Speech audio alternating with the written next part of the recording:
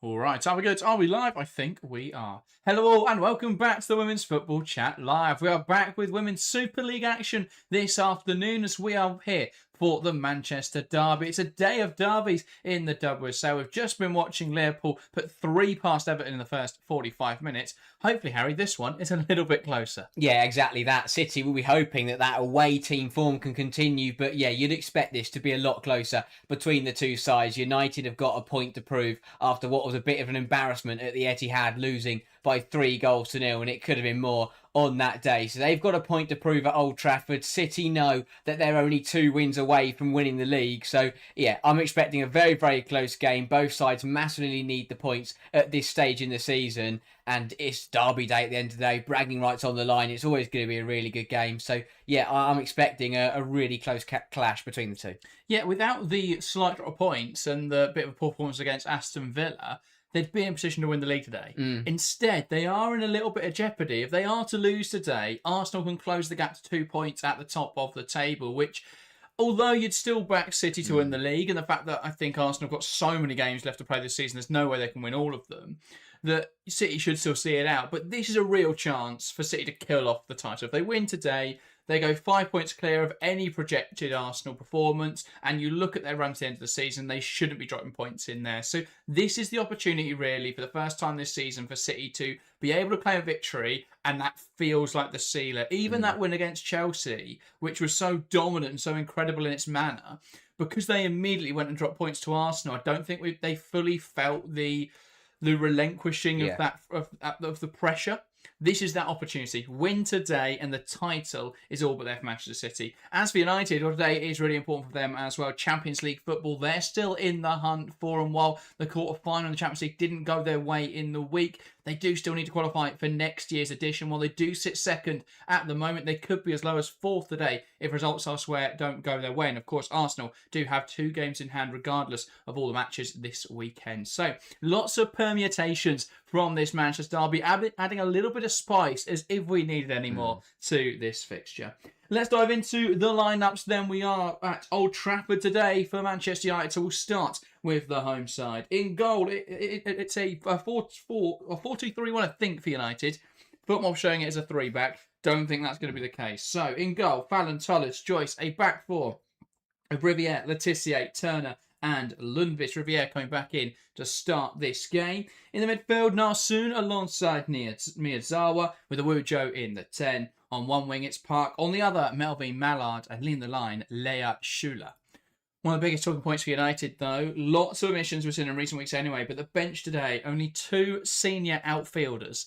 Not the situation you want to be going into the derby with. No, not at all. It's far from ideal for Mark Skinner and his side. The fact that this game is sandwiched between the 2 European fixtures has not helped at all. And yeah, it means they are in a very tight spot in terms of that squad depth today, because they haven't really got many players that they can rely upon. If the 11 out there don't get the job done, I don't really see them having anyone off the bench that's going to come in and completely change the game. So pressure is on the starting 11, and that will encourage City, where you look at the squad and it's full of quality. So it's going to be difficult for Manchester United today. They're going to have their work out for them, but this is what derbies are for in these kind of derby games, especially at home in front of a big crowd at Old Trafford. They've got to use that to be that extra man, to be that sub that they don't have today, to try and get something from this game. They're under a lot of pressure. The fact they lost in the midweek has put them under even more pressure.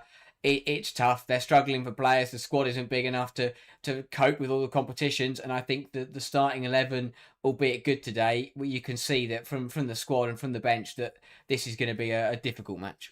Yeah, and again, we always look back at that January transfer window and wonder whether the investment they made was in the right areas. But, I mean, today, to be fair, without Leah Schuler, they wouldn't have a striker. So, or at least they'd be having to start Rolfo, put Mallard up front. So, who knows? But it does feel like there are some areas of this squad for United that are lacking. Of course, not helped by Zigiotti picking up a needless yellow card last weekend. And that does leave them a little bit light in midfield today.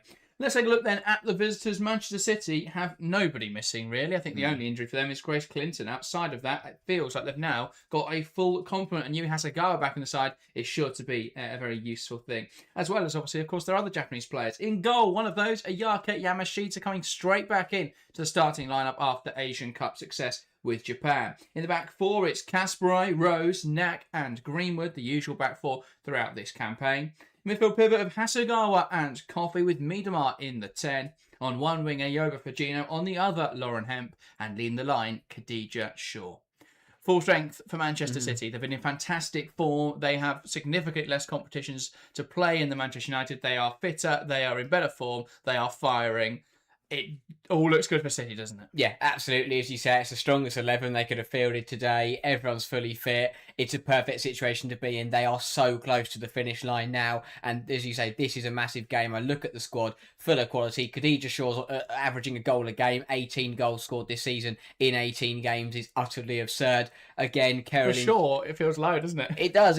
And it makes, like, Caroline sat on 8. Miedemar's also got 8, and it makes it look pretty rubbish. But they've also enjoyed a brilliant campaign. They've been so good in front of goal. There's been a bit of weakness defensively, and that's something that United will look to exploit today. But on the whole, the City have just been ridiculously good. And, you know, as I said, I mentioned the game earlier, but they wiped the floor with United at the Etihad back, a couple months ago. So they'll be looking to do a very similar thing here with the quality they've got, with the full strength side. Yeah, they've been brilliant all season, and I wouldn't expect them to falter in this game. Yeah, I mean, you wouldn't expect so, but it is at Old Trafford. There is going to be a strong support behind Manchester United today. They'll be really keen to try and get a big result. They know, obviously, that the game in the week against Bayern Munich didn't really go to plan. But if they can pick up, if they can get into this game early, if they can try and pick up something today, it does sustain that European charge in a better manner. And of course, a victory would be fantastic for their chances of qualifying for Champions League football next season. Lloyd says nothing can stop City.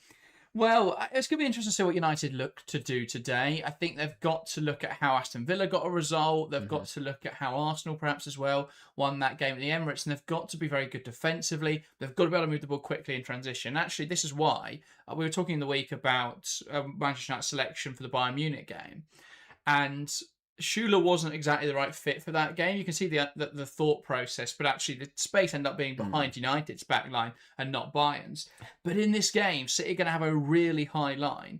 And if they can target Schuler in behind, similar to how Arsenal did with Olivia Smith, that does feel like the weakness in Man City's armour. Yeah, absolutely. I think that, as you say, it's a game that, although Schuler is out of form, it's a game that she should really enjoy. And yeah, we know City won't change. You know, City aren't going to change the way they play. We know they're going to be aggressive. We know they're going to be high. And I think that is something that United have got to use. The question will be, is I think that Schuler will get opportunities today. She will get in good positions, and there will be chances for her to get in on goal and run at Yamashita. It's whether she can take them. As I say, being out of form, only scored that goal in the FA Cup since she joined the club, under a lot of pressure to deliver today. And I think although she'll get chances, whether she'll take them or not is a different story. And you have to be clinical against Manchester City. Yes, they're not great in transition, but they don't give up that many chances, especially in these big games, because and even if they do, they usually outscore you. So United have got to be clinical. Schuler has got to take her chances today if she gets in on goal, which I think she will. But yeah, got to be clinical, got to be sharp. Of course, Mallard coming in as well could be a bit of a threat on that. On that left-hand side to try and make things difficult. So it's quite a direct front three, and obviously with Park, we know how good Jess Park is, but I think United know, and Skinner will know how to beat City today. It's whether that execution is going to be there from the team. Yeah, so it's going to be interesting to see what they look to do. I think they've got to put more risk in there today. They've got to take opportunities. I think when we look back at the game earlier in the season, yeah, there were mitigating circumstances. Of course, the Manchester United side without their starting goalkeeper, without Ella Toone, still, of course, without Ella Toone today. But they didn't have a shot on target, and they really struggled to compete in that game. And I do think when you look back at that match, City did really well to take advantage of the fact they didn't have their starting goalkeeper United, but there were still too many gaps in the system. They've got to be very disciplined today, but they've also got to take risks at moments, and it's about balancing that and trying to find some sort of balance. I think too often they're too deep. Yeah. And you've got to strike some kind of balance, because when you just get bogged down, eventually City will find a way through. They'll cross the ball in. Khadija Shaw's going to beat Millie Turner in the air. If they can isolate her one-on-one, it's game over. So, yeah, United have got to think about those kind of things. I think they've got to be disciplined. And, yeah, I imagine we'll see the same situations we usually do for United in these big games. They will be very deep. They'll be very defensive. And maybe if they're still 0-0 come 70 minutes, we might see them go for the game a bit. But... They don't want the game to become transitional. They don't want the game to become stretched early on because then they've got no chance. So yeah, they'll try and wait it out, but it does just feel like, once again, where United are hoping City just don't score early on and that they can take advantage at the death. But relying on City not scoring does feel like quite the ask at the moment.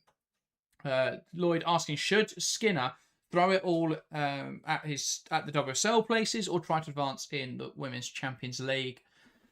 I mean, I think based on selection, they're trying to balance both. I mean, I get it, because their chances to win the Champions League aren't great, but they want to go forward in that competition. Yeah. They still need Champions League football next season, really, if they're going to get the same level of investment as they've had in the last 2 windows. But yeah, it's going to be difficult. They've definitely got, I think, the most difficult run-in out of all the sides. It might ultimately come down to the final day, and their head-to-head record against Chelsea is fairly poor. But if they're in a position where all they need is a draw, maybe they can come away with third or even second place. Of course, if Arsenal don't make good on their fixtures. So, yeah, it's going to be interesting to see the run-in now. But I think United's best bet is to get Champions League football for next season. Even then, I was looking at this the other day. I was thinking about this. Could they just go all out for the domestic competitions next year? With the squad they've got now, who knows? Anyway, players come out from the tunnel, so let's dive into predictions ahead of this one. If you're watching along to the show and want to get involved, let us know your scoreline predictions. We're going to kick things off here in the studio, though, Harry, and you can get us started. It's the Manchester derby, Manchester United taking on Manchester City. What is your prediction? I think it's a difficult one because how important this game is to Manchester United. But I just look at this City squad and I think they've got too much quality for United to be able to handle. I think it'll be closer than it was at the Etihad a couple of months ago, but I do think City will take the victory and claim one hand really on the WSL trophy. I will go Manchester City 2, Manchester United 1, Manchester City 2. I think it will be a close game. I think United will start fast, hit City on the break, and I will say Lea Schuler to get the opening goal for United. It'll be a perfect position. They'll have something to defend, and Skinner's side will just look to hold on through their 1-goal advantage. But I just look at the firepower in that City front line. I think it'll be too much. I'll say a Khadija Shaw goal because she's in great form. And I'll say Firmino on her return from the Asian Cup. So I'll say, 2-1 City. A very, very close game. But United to drop points again. Fair enough. Yeah, I was going to say 2-1 City. I will say instead then 2-0 City. United didn't have a shot in the last game. I'm sure they'll have shots, or didn't have a shot on target. I'm sure they'll offer more of an attacking threat in this game. But even if they can get Schuler in behind, with the form she's in, or the lack of form she's in, and the lack of confidence there appears to be in her game right now, I just don't back her to score in front of goal, and that is a big shame. But she's only got 1 goal for United in 13 matches, and that came against Burnley. And so, even if she does get into those positions today, I don't know if she's going to be confident and able to take those opportunities. But we'll have to see. Jeremy saying 2-1 close City win. GT going 6-1 Man City. Quite different. Phil saying 3-1 United. I think that's the Arsenal hope there kicking in. And Lloyd saying, Caroline off for Firmino. Why not? The Japanese are in harmony. Yeah, I found it interesting to throw all 3 back in because Caroline's done quite well. And maybe you want her directness, but equally, with the way United are going to play today, you probably want someone like Firmino who's going to unpick the defence. Yeah. Rather than someone like Caroline who wants that space in behind. There's not going to be space today. So there's not really anywhere for Caroline to operate. So, I think Firmino is the better pick.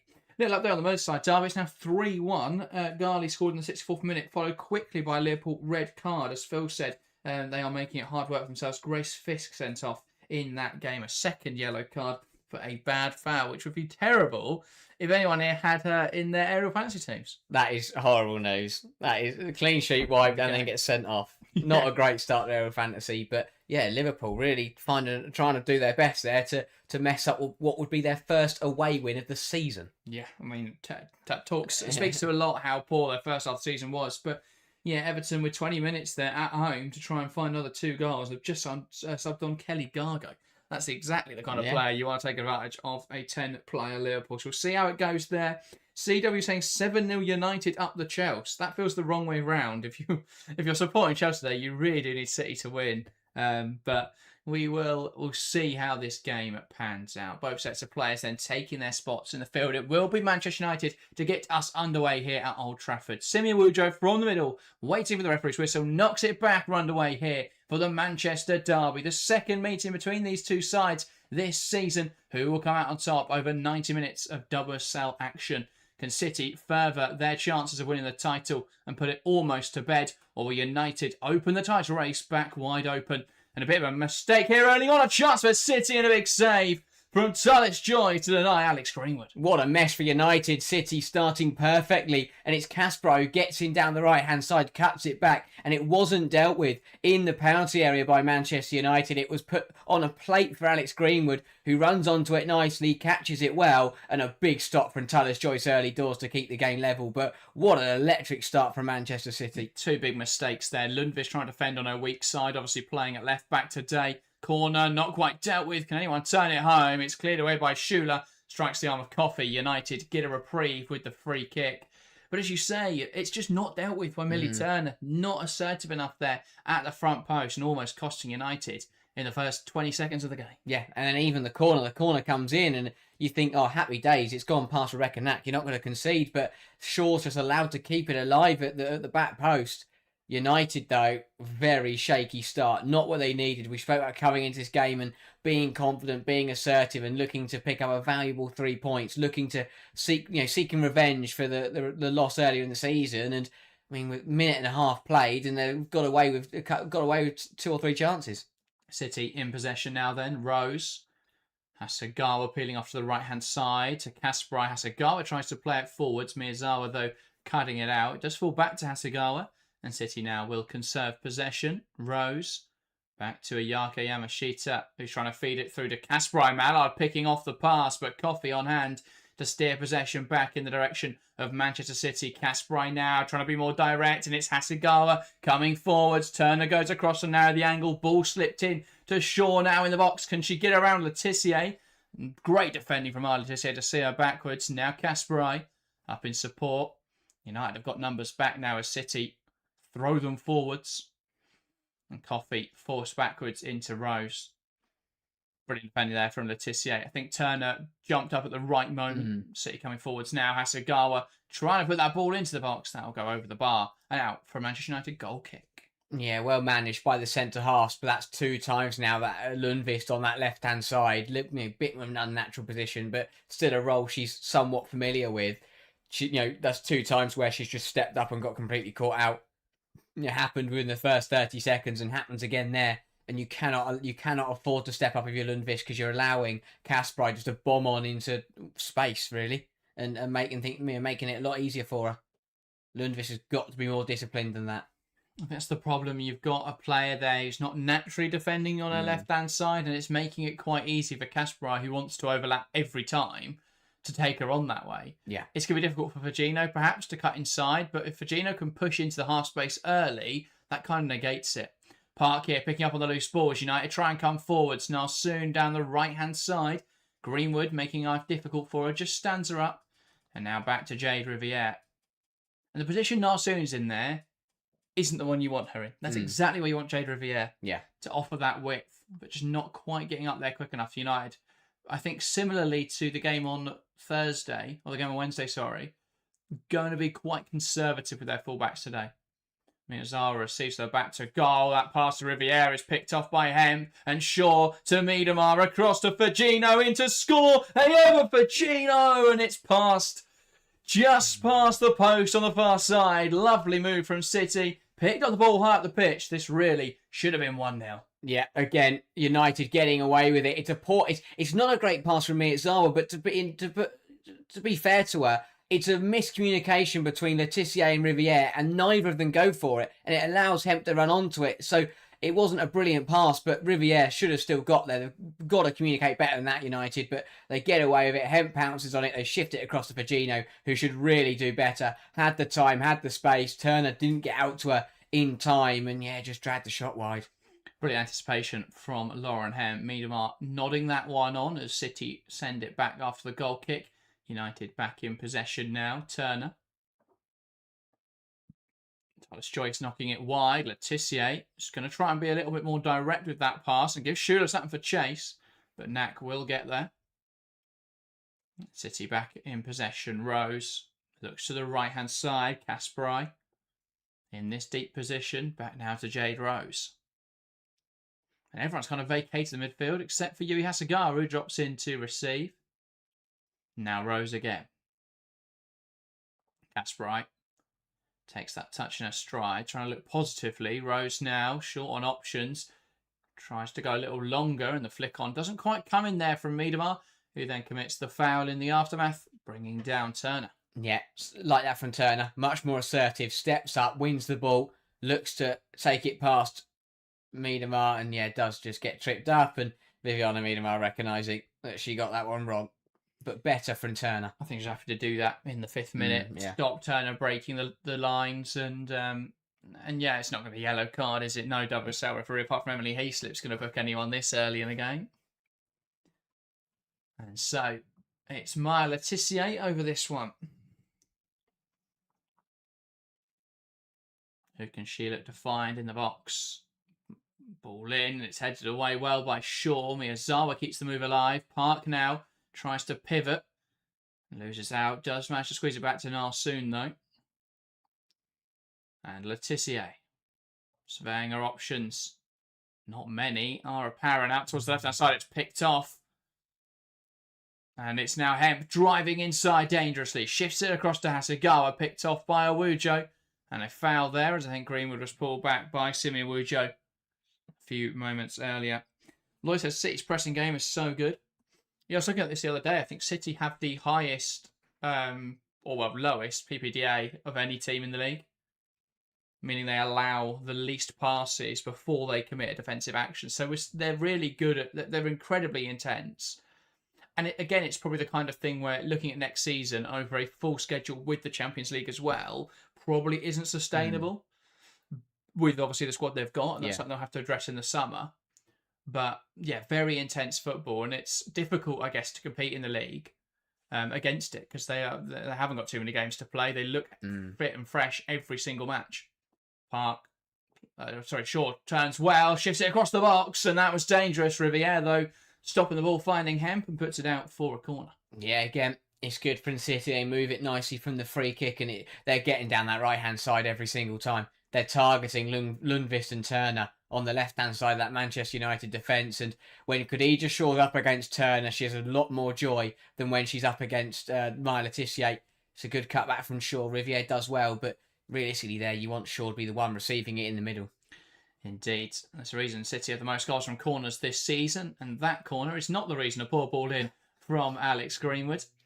They will try and rework this, though, as it's cleared out for a throw-in. Thrown inside. Letitia swiping to try and clear the ball away, but it has taken a final touch there off of the pressing Hemp. That will be a United goal kick. Yeah, United have done well at the to get out, to get out these early encounters level, but it's not a good start. They are under a lot of pressure, and you feel that although they've managed to get away with a couple, if this continues, City are gonna find a goal very soon. Awujo brings it down well, competes physically with Sam Coffey. Now trying to slot it in behind. There's got to be more on that. Great opportunity to break the final line of City, but just not enough on it from Awujo. Yeah, had to do better. Schuler may have gone too early anyway, but still, I think that it's again, it's the right idea. Awujo does everything right. It's just the execution of it. It just wasn't quite there. Turner into Hannah Lundqvist. Turner into Awujo. Coffey now. Pressure on her back, and Awujo turns out of it well. Looking towards the right-hand side and squeezes it out into Jade Riviere. Park now makes the overlapping run. Riviere comes inside. Back into Jess Park. Riviere. Under pressure from Hasegawa. Riviere does well just to stand her ground, and then Hasegawa swiping at her. And that will be a free kick. Yeah, a bit needless that from Hasegawa. I thought she'd doing really well just to hound her and force her backwards, but wasn't really going anywhere there. Riviere and Hasegawa just takes the legs out from underneath her, but really good from Simia Wujo in the middle of the park there. Received with her, facing her own goal, Coffee on her back, and just managed to spin Sam Coffee and play the ball out wide. Indeed. United then, what can they make happen from this situation? Letitia, and that ball, not really what they were looking for. Sure. Perhaps didn't need to head that one. Nodding it out of play, and that will be United throw-in on the far side. Yeah, just needs a shout there. Khadija Shaw, someone in a City shirt's got to tell her that she doesn't need to head that away. Bit of a needless throw-in. Ball down the line. Mallard competing for it. Doesn't really have an option here as Kasparov stands her up well. And Mallard knocks it inside. One back by Coffey. Great pressure here up the pitch. Here's Lundqvist who's turned it over inside to Awuja. Can she get a shot away? She can, and it's wide of the mark. Had to be better that from Simi Awuja. Yeah, again, does really well. Receives the ball, burst past Coffey. The shot, yes, leaves a lot to be desired. Just that final ball, that final effort from Awuja not coming off. Got to look to go far corner there. Tries to just drill it at the near post, but I think she's got to open her body up and look to just curl it into the far corner. I think whatever you go for, you've got to hit the target there. Yeah. Not going to get loads of opportunities in and around the City penalty area to get shots on goal. You can't be wasting them with that. Shaw turns Turner too easily, and Turner can't match her for physicality. Cut back now to Viviana Miedemar. Squeezes room for the shot, and it trickles forwards, and it's collected by Tullis Joyce. Yeah. City are doing so well to isolate Turner up against Khadija Shaw because Millie Turner just cannot handle her at the moment. No.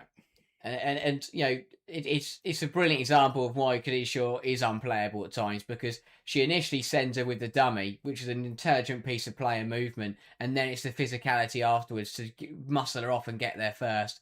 Just all-round brilliance from Shaw. I think that's such an underestimated, both work, aspect of Shaw's game. I think that so many people look at the raw pace and power and don't really appreciate her movement and her game understanding. I mean, of course, those physical attributes pay dividends, and I think that's a big reason why we're seeing Turner struggle. Yeah, because you're getting shrugged off and she can't keep up with her. But it's also the movement, because it's very easy if you're a much quicker player just to make that run too early. But it's the timing, it's the understanding, it's the intelligence from Shaw, and that's what Turner's really struggling with at the moment is reading that movement. Ball clipped up the line by Greenwood, and on the other hand, Letitia nailing it, jumps in front of Shaw and knocks it out of play. Yeah. And that's what Letitia does well up against Shaw, is that she knows that pace and power, Shaw's got an advantage, but if she can jump in front and stop the ball getting to Shaw, then that's how you stop Khadija Shaw. You stop her getting on the ball. Once she's on the ball, very difficult to stop her scoring. Mm-hmm. But if you can stop the ball getting into her feet, then you're going to kind of isolate her a little bit. Not back well there by Lundqvist, stopping that ball going through the lines. And now inside to Park, who receives it well in that half space, but with 3 City shirts around her, was never going to get out of there. Hemp goes down the line. Great anticipation there from Riviere to put Greenwood under pressure. Hemp back inside. And now Rose. Kasparov. Fujino goes down the line. And now Hasegawa. Fascinated watching Greenwood in this more aggressive role. Obviously playing at left back. Initially City were very much regimented to this situational back 3. Coffee out towards the left-hand side. Here's Hemp. Now needing support, Lauren Hemp comes inside, searching for it. Out now 2A over for Gino. Puts the ball in the box, and that's cleared away by Turner. And Miyazawa smashing it out of play. But you've also got now Greenwood getting forwards at times and inverting, and we're seeing that relationship between her and Kasparov is really important in terms of one pushing and one covering. It does make you wonder what direction City are going to go in next season when we're thinking about tactical evolutions. They look to build on that a little bit more. Do they bring in a left back who is a little bit more comfortable doing that kind of role? That's going to be really interesting to see what Man City choose to do in that position. And they have dictated this game so far. 68% possession for Manchester City. 3 shots to 1. Only tested Valentine's Joyce for once, but United yet to test Ayaka Yamashita. Hemp under pressure here from Riviere. Nice turn though from Hemp, but Riviere keeps up with her, and that's smart play from the fullback. getting between Hemp and the ball and just drawing the foul. Yeah, really, really smart defending from Jade Riviere. Realises that Hemp is quicker, so just steps across her, gets the body in the way, and Hemp pushing her to the floor. Intelligent from Jade Riviere. But yeah, as you say, United would have expected City to have a lot more of the ball. 3 shots isn't too bad from a United point of view, but I think that they would have liked to have been a little bit more comfortable. They'd expect City to have the ball, but I think City are having it a lot higher up the pitch than United would like. Give and go down the right hand side between Firmino and Kasper. It's cut back, and Turner does deal with it well on this occasion. Hasegawa now picks up on the loose pass, a back heel into Kasper to Coffee. Back towards Kasper, touches to Firmino, wide to Hasegawa. Lovely combination plays. It's lifted into the box. And Letizia clearing it away. Greenwood lifts it back in there, headed clear. Firmino through the lines, cleared by Turner. And now Coffee. Lauren Hemp opens up for the shot, and it cannons off the crossbar. It sure reacts quickest. Can she get a shot away? Lundqvist with a big challenge. But I thought that was just going to dip in for Lauren Hemp, but coming off the bar. And Short just couldn't react in time to get her a shot of her own away. Oh, it's a brilliant effort from Lauren Hemp. Well, gives herself half a yard and just manages to cut it across the goal. Does really well to look to pick out that top right corner. Tullis Joyce was beaten, but crashing off the side of the bar, and then Lundqvist with an important piece of defending to stop Khadija Short scoring the rebound. Manchester City lifted in, their header on target, and it's there. City take the lead. Viviana Miedema from the corner heads home. And the side who've been so successful from corners this season, that's 12 now for the campaign, double any other team, score once again in this derby from a corner, and this time it's Viviana Miedema who heads home. Yeah, really good. It's been coming for Manchester City. For United, it'll be disappointing to concede through a set piece, but it's on the money from Greenwood. Miedema just manages to wriggle away from her marker, which is in there, which means an absolute mess for United. I'm not really sure who's picking up who. She ends up challenging with Schuler, but Schuler wasn't the player initially with her. Really good movement from Miedema. It's a good header into the far corner. No chance for Tullis Joyce. Yeah, Schuler jumps with her, but no one has followed Viviana Miedema's run there. Good header from the forward. She's on 9 for the season, and City a much-deserved lead. Fantastic corner routine there. I love the movement of Rebecca Knack. Knack pulls in front of it. She knows where the ball's coming, but she doesn't challenge it crucially. And she draws Mallard, and that just creates a little bit of tension there, and it gives the space for Viviana Miedema just to emerge behind it all and head home, and Schuler up against Miedema is hardly a fair contest. But how do you deal with all of City's threats? Yeah. Because you've got your tallest players there dealing with Shaw and dealing with Rebecca Knack. How do you then have someone else dealing with Miedema? That's the problem with City corners, is you can't possibly pick up all the options. Yeah. Very, very difficult. That's why they've scored so many. But United have got work to do here, because 18 minutes and they've been under pressure for every single minute of those. And they've got to find a way to get into this game, or at least just relieve some pressure. Because this, if not, this could be a very long afternoon for them. That's better. Ball lifted in behind, and Schuler can't quite get it under her control. Coffee now under pressure. Finds Rose, and Rose manages to squeeze it forwards. Miedema around the corner to Coffee. Coffee into Shaw, now to Hemp. Hemp looking at her forward options. Plays inside to Coffee. And now Shaw plays it across for Gino. The overlap runner, Kasper cuts it back. And a block there from Lundqvist, and eyes a wonderful move. City still with the ball though. Kasper lifts it in there. Miedema heads home again. And City double their leads. So quick, one after the other. And Manchester United are sinking without a trace here. City in jubilant celebrations as City here really taking control at Old Trafford. Manchester United 0, Manchester City 2. Brilliant football from Manchester City. It is ridiculous. Back to front, 1-2 touch football, and they just completely open up Manchester United. Brilliant from Coffey into Shaw, who switches a play to Firmino. It's a big block from Lundqvist to deny the cross from Kasper the first time. Second time, though, good ball in. Letizia steps forwards and gets it all wrong, completely misjudges the flight of the ball, and it leaves Viviana Miedema alone in the penalty area, who just heads it past Tullis Joyce. United are in big trouble here. But City are loving life. It's brilliant football from Man City. And they're showing why they're leading the league and why they are currently on course to go and take the title, because it's just a brilliant, brilliant move and finished off well by Miedema. Yeah, utter disarray at the back for Manchester United. Just cannot contain Viviana Miedema. Again, when you've got so many threats, it's hard to deal with them all. And yeah, United just getting opened up too easily at the moment, and City taking full advantage. A lovely move. Lundqvist United being capped earlier, and they're coming forwards again as Shaw shrugs off Laetitia, and she's coming forward here. Khadija Shaw breaks into the area, chops onto her right foot. Can she get a shot away? Lifting it over towards Virginio, and this one is headed clear. Kasparai keeps it alive. Now with Hasegawa. Kasparai through the lines. Miedema won't get to it this time. United can try and use the ball, but it's one back in there, and Coffey brought down by Narsoon's late challenge. City free kick. United have got to react. Don't get it wrong, City are playing brilliant football, but this is pathetic from Manchester United at the moment. Yeah.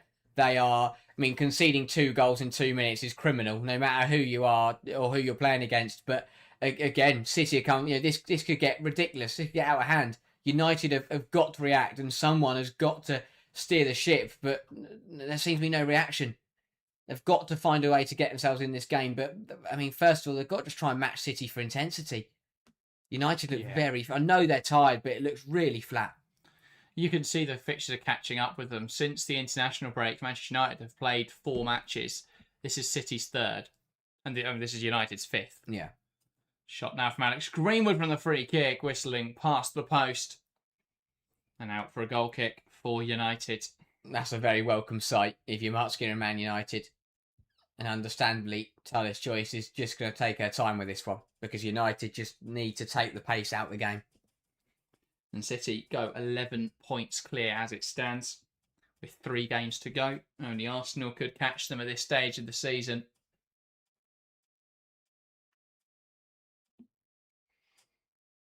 Talis Joyce launching the ball forwards. Kasparai can't quite get there. Rose steps across well and sees it out. And that should be a Manchester City throwing. Yeah, Schuler can't get in. The front three for United can't get in the game, to be honest. They're finding it very difficult. That's the problem. You look at them trying to use Schuler in behind, but if you can't get the ball up there, it's pointless. Yeah. A lot of the time now, they're just launching it long, but they don't have a Turland the ball's going to stick to. And Laetitia is really struggling now with Shaw as well, as she brings her down. It's a free kick for City in a decent position. And Laetitia, who was dealing with her quite well, has just been drawn in a few times now. And here again, Shaw gets around her. Does she get a touch on the football? No, too late from Laetitia. Free kick in a good position. Yeah, she's struggling, Laetitia. She jumped up for the second goal, got that all wrong, and allowed Miedema to have a free header. She's really struggling. And that's the problem for United, is that when you are up against it, when you are under a lot of pressure, you want to turn to players like your captain, but when she's not playing well either, it's quite difficult. Show says, I can't believe I woke up at 6:30 a.m. to watch my team get murdered. Falling from Greenwood towards the back post, and that's fired wide. And then will be United goal kick. But no, not the run for United in recent weeks that they've really wanted. Only 1 win in their last 5 coming into this game. And they've got to go away to the Allianz on Tuesday and try and get a result. Yeah, not the best place to go when you need a result, is it? But they do have 3 weeks of that game, which I think is going to be really important. Obviously, they're not in the FA Cup anymore. And while they'd love to be in that competition, not having a game that weekend, not playing, obviously, they'll have players playing internationals, but not having a game in that time might just help them out. But, again, that's only going to be for the last 3 games of the season. They're difficult runners come. They've kind of lost a lot of games. Sure, now, say, well, by Talis Joyce.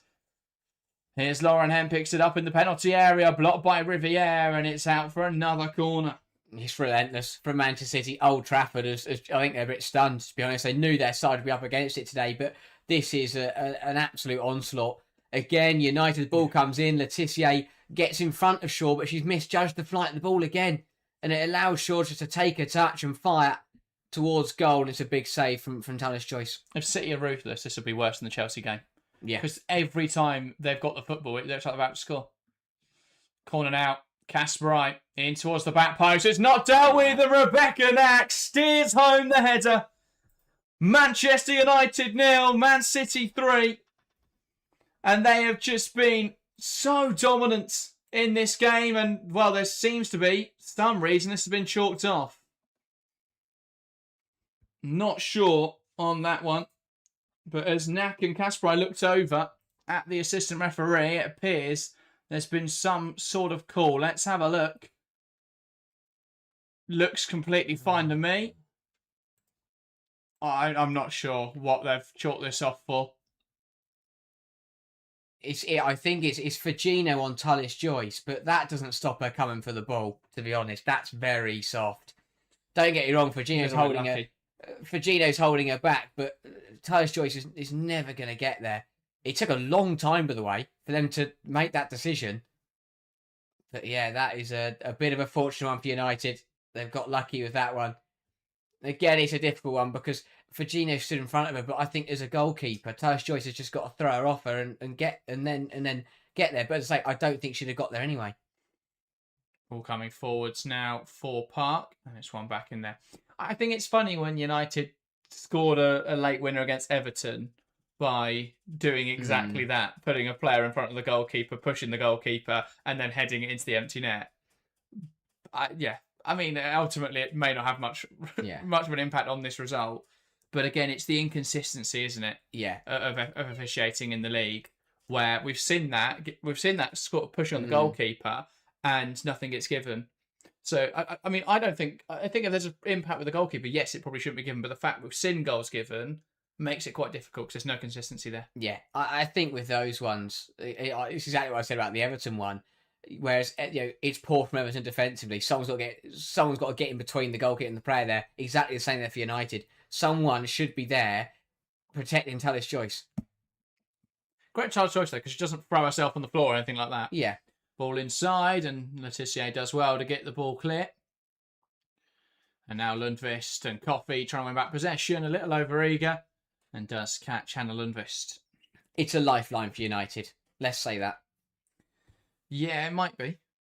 But they're currently really struggling against Manchester City. And if there wasn't a third in the next few minutes, that would be a bit surprising, to be honest. Riviere looks down the line, Greenwood picking it off and choosing to go backwards on this occasion. And now Knack finding Jade Rose.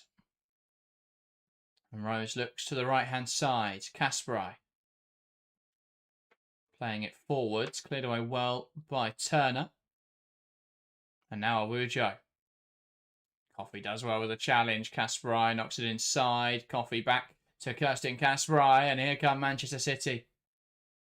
Kasperai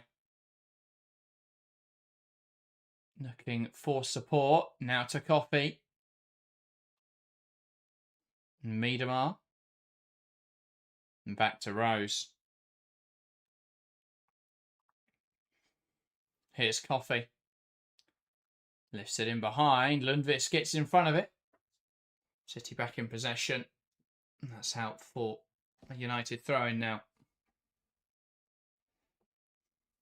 Yeah, United just need a spell, really, where they don't concede, where they're not under massive pressure.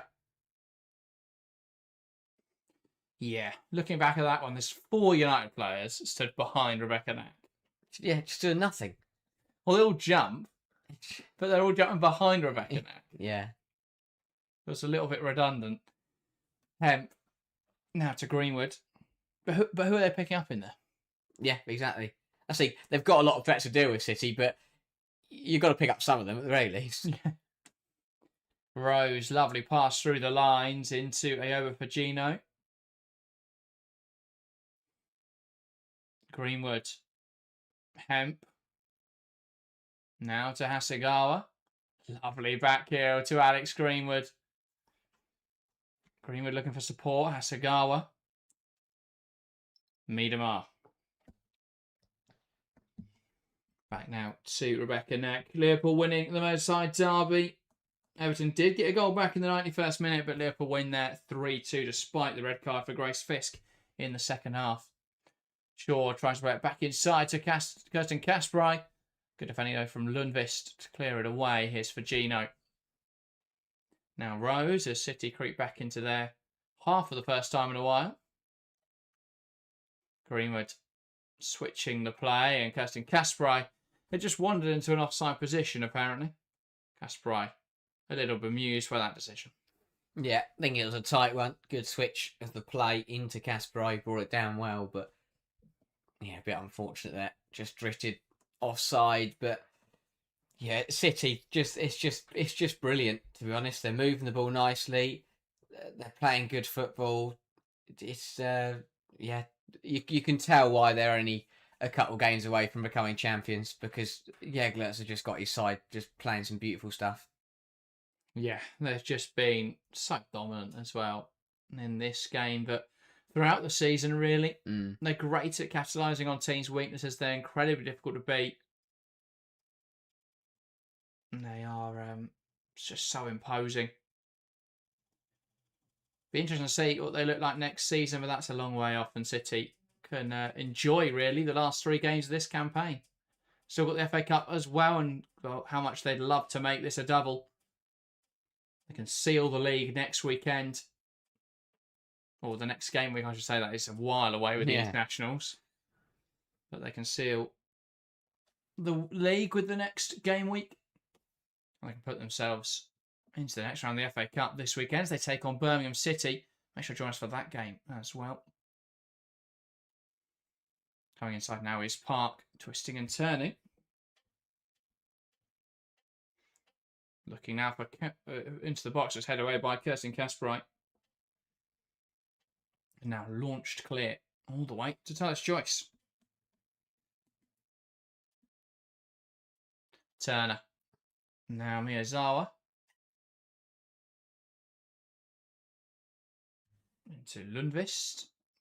Back now to Turner. Miyazawa. Letitia plays inside, and now soon under pressure as Letitia goes back to Talis Joyce.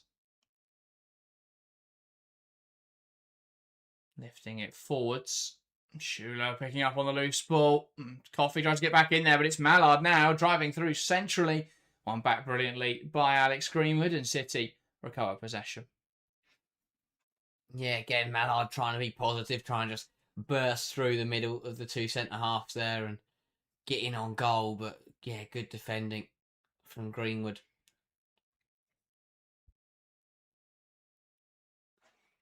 Rose now to Hasegawa. Coffey. Back into Jade Rose as City moving it across the back line. Knack looking to the left-hand side. Forced backwards now, though, and into Ayaka Yamashita. Rose. Coffey, and it's picked up well by Miyazawa, and here come United. Mallard tries to shimmy inside with the ball, but again, once one back, and Kirsten Kasperai now looking to go more direct. Pass around the corner into Nalsoon. There's one in midfield as Sam Coffey picks up on the ball. But Awujo getting back in there and making the challenge to recover possession. Awujo's had a good game, to be fair to it. It's not been brilliant. It's been not great for United at all. But I think Awujo's looked pretty bright, has dug in well, tried to get involved in the midfield battle that they are currently losing, which is not a surprise when your opposition have got a pivot of Hasegawa and Sam Coffey. You don't really expect to win the midfield battle, but I think Awujo's, there's work rate there and there's energy. I mean, mainly because she's probably the fittest and freshest player that's on the pitch right now. How much of a difference do you think it makes, though, with Zigiotti and Toon? I mean, masses. I think Zigiotti's a huge miss. Again, I thought Nalsoon really struggled on Wednesday, and I think that again, similarly, she struggled in this game. Yeah, I think when you look at how Arsenal were able to, because the big thing they dominated at the Emirates was the fact they won the midfield battle, and City were just there was such intensity about the way Arsenal pressed in that game. But they were also very good on the ball. We've just not really seen United's midfield get on the ball. Yeah. Or really match the intensity, but I think that's more to do with fatigue than anything else. Here's Fagino around the corner. Into Hemp. Holding up the ball. Back now to Fagino. Now Coffee. Hemp. Tries to play it into Asigar. Falls back to Hemp, who lifts it towards the back post. And it's good goalkeeping from Valentine's Joyce to get out and collect. Yeah, does well. Gets there before because Khadija Shaw was lurking. Yeah. But does well, Taylor's Joyce, to get out and get 2 hands on it. Park now to Letitia. Here's Turner. 10 minutes till the break. United will be looking at that and think they've got to get to half time. Only 2 goals down. Absolutely. 10 minutes, as you say, until the half. By the way, if you are watching the stream and you're enjoying it, make sure to leave a like. 250 people watching, only 50 likes. So let's get that to 100 immediately. Thank you guys very much for your support on today's show. If you could hit that like button, it would be greatly appreciated. But yeah, City in full control. Yeah, they're dominant, and it's one of those where even though they haven't scored now for 15 minutes, 16 minutes, they're doing enough. They're still controlling the game. They're still on the ball. So United just can't come back at them. It's very similar or slightly similar to what happened with the Etihad, where they raced into that 3-goal lead in the first half and then just controlled the second half from there. And they've done the same thing here. They'd like to have a third and many more goals, but they're doing well to control this 2-0 lead. Riviere heads down. Here's Jess Park. And now Lisa Narsoon back out towards the right-hand side with Park. Great challenge, though, by Rebecca Knack to win back possession. Tries to play it forwards. And Shaw comes across, and that's a bit messy between Shaw and Letitia. I think it's... I'm not sure which way that's been given as a foul. I think it's offside on Shaw. We'll have a look. It was a little bit messy there. Letitia just didn't deal with the ball and it put her under pressure. Yeah. But again, it all came from the wrong pass from Narsoon. I think she had to look to play Shula in. United got you more positive, but no, tried to go sideways. And Knack with a big tackle, good ball. As I say, the ball just put Letitia under pressure and faltered a little bit. Lucky that Shaw had come back from an offside position. Letitia now to Jess Park. Turner looks into the left-hand side, goes back inside instead, though, to Park, who tries to come forwards. One back in there well, though, by Miedemar, and now to Shaw, and here come Manchester City. Shaw. Can she get a shot away up against Letitia? Shaw. Good defending from Letitia. Lundqvist gets back in there, recovers possession. United now looking to play out. And here's Mallard. Can't quite keep it in touch. Yeah, it's really good. Between Letitia and Lundqvist, Letitia as well just to hold Shaw up and delay her, and Lundqvist then coming back in and making the challenge. She's an absolute handful, Khadija Shaw. Even when they stick with her, she still looks dangerous. Hemp inside to Asigar, who rolls well out to the right-hand side. Fagino now to Miedemar. Back to Lauren Hemp. Nice footwork. Miedemar. Into Yui Hasegawa. Through the lines. Miedemar still carrying into the penalty area. Takes aim from this tight angle. A good save from Valentulis Joyce and does well to react on the second ball. Yeah, Miedemar hunting down a first half hat-trick. Does well just to shrug off. Riviere fires low and hard towards the near post, but Tullis Joyce is wise to it.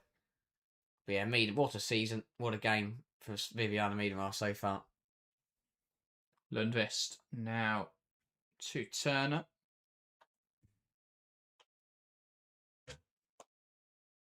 Back to Lundqvist and back to Turner now at centre half. Knocks it to the left-hand side. Lundqvist looking down the line. And now Turner.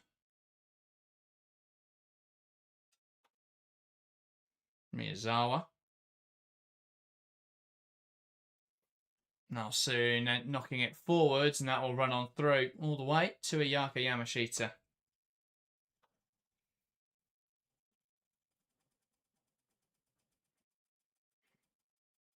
City will build out from the back. Rose. Bounces one off Coffee, back to Jade Rose. City switching from right to left as Yamashita plays it into Rebecca Neck. Back across to the right-hand side with Hasegawa. Just pulling United left and right. Lovely pass around the corner from Rose into Coffee. Coffee now going to look to go out towards the left-hand side. Is Greenwood in acres of space. Plays it forwards. Miedemar. Now to Hemp. Back down the line, looking for a give and go with Miedemar, but now soon wins it back and knocks it out of play. Yeah, again, good football from Manchester City. Now soon, though, reads the run of Miedemar well and can intervene, but it's just the combinations, especially in those wide areas for City, that are so strong. Yeah. Jade Rose. Knocks it out wide. Here is Kirsten Kasperai. And now for Gino. Picked off well there by Schuler. Can United make something happen here? Schuler carries it inside. Miyazawa now. Tries to play it through the lines and it hits there. Schuler. Wuja tries to get to the loose ball.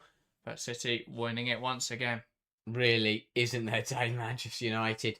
Miyazawa, it's the right idea. Looks to play the ball in behind to Lundqvist, who was in acres of space on the left-hand side, and it just ricochets off the back of Leah Schuler's heel. Just nothing falling for them at the moment, Manchester United. Narsoon. Now Hannah Lundqvist. Back to Narsoon. And back now to Turner.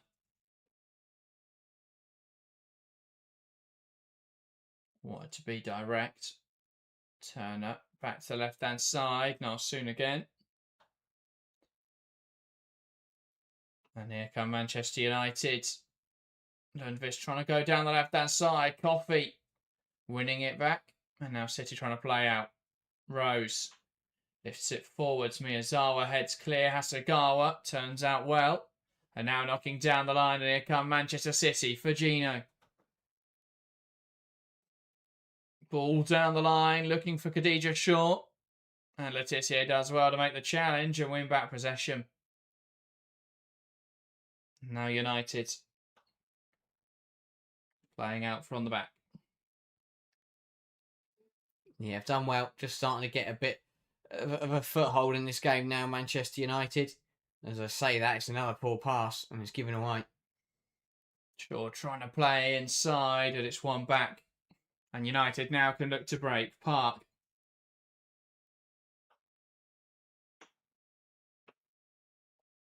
There's just nothing on.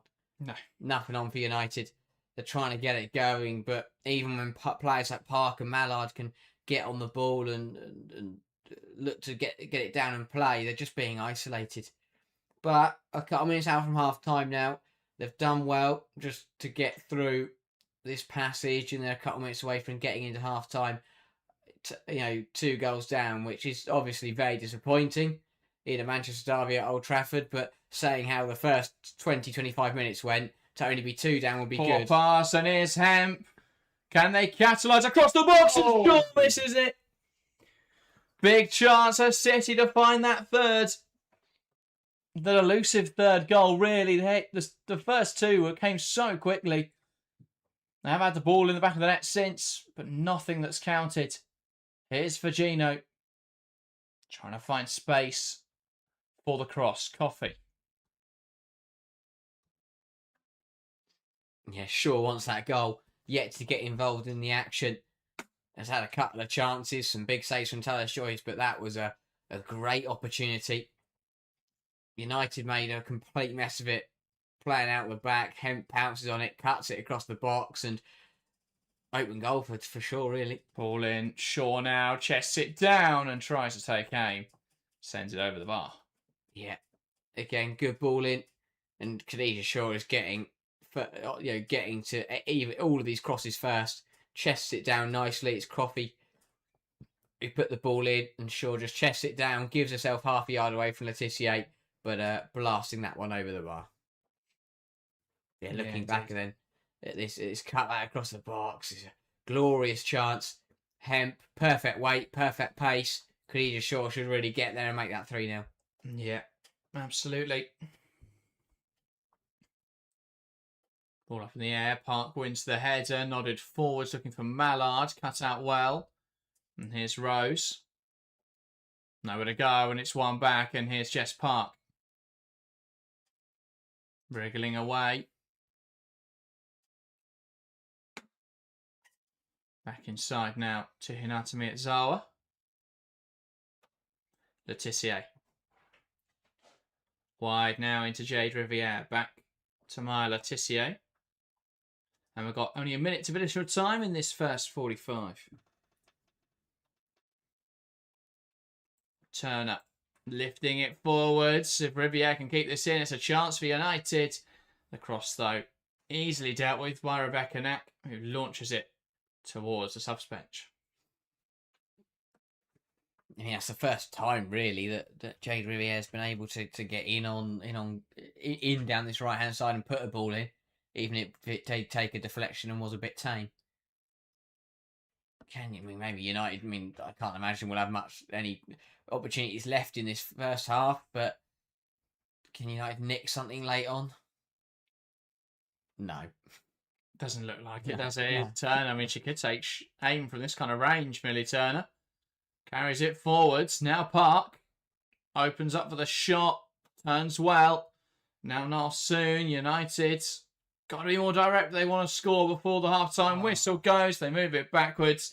And that is the whistle for half-time. Half-time here at Old Trafford. Manchester United 0. Manchester City 2. A brace from Viviana Miedema, who found too much space in the penalty area. 2 headed efforts. 1 from a corner, the other from open play. United undone too easily by Manchester City with a quick fire double on the 17th and the 19th minute. It's been dominant from City. So many opportunities. Really should be more than 2 goals ahead. Yeah, really good half from Manchester City. A very strong lead, but as you say, could definitely be a bigger advantage at half-time. They have been brilliant to in that first 45 minutes. They moved the ball superbly, and if they'd been a little bit more ruthless, then this could have been 3 or 4 at the interval. United have been second best for the whole half, really, and need to find a way to get themselves into this game because they are really struggling to get the ball forwards and make anything happen. City, though,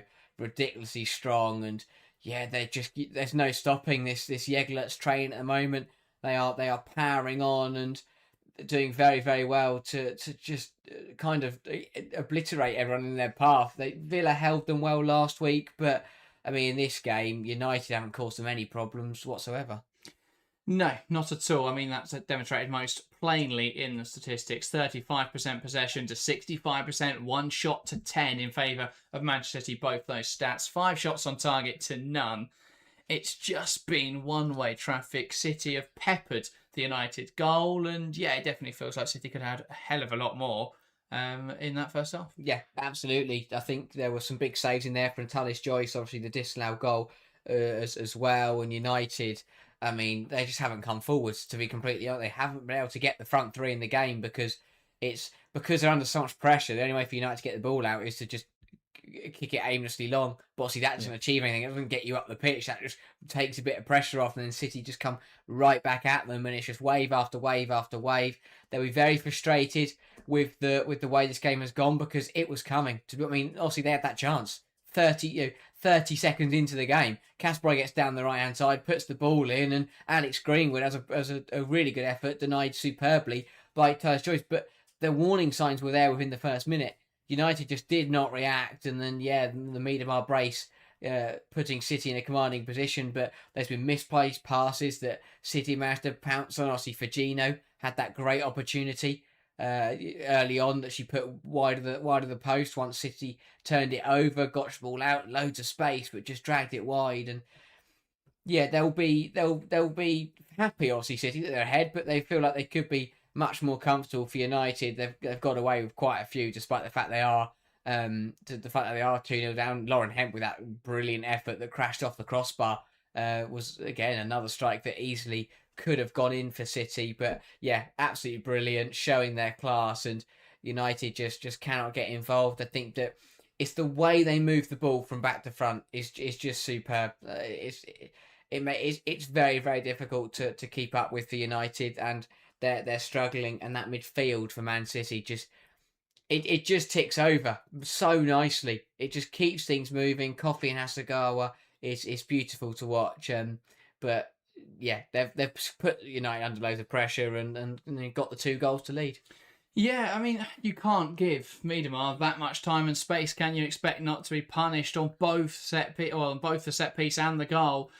Just, I don't think anyone got close enough with Viviana Miedemar, particularly the corner. Just way too much respect for her, and yeah, headed home really well. And we know the threat they pose from corners. How have United not got, or seemingly not got, a plan to specifically deal with that threat? That's what confuses me, because there was a great chance in there for them to get someone in front of her, get someone on her, and deal with that set piece. But instead, it's all quite open for United. And of course, I mean, we saw it particularly with the second goal. But yeah, they're just not dealing with they're not doing their marking assignments well enough. I think the other corner as well that should have counted or was ruled off was another poor bit of a set piece. As for the second goal, though, what did you make of this?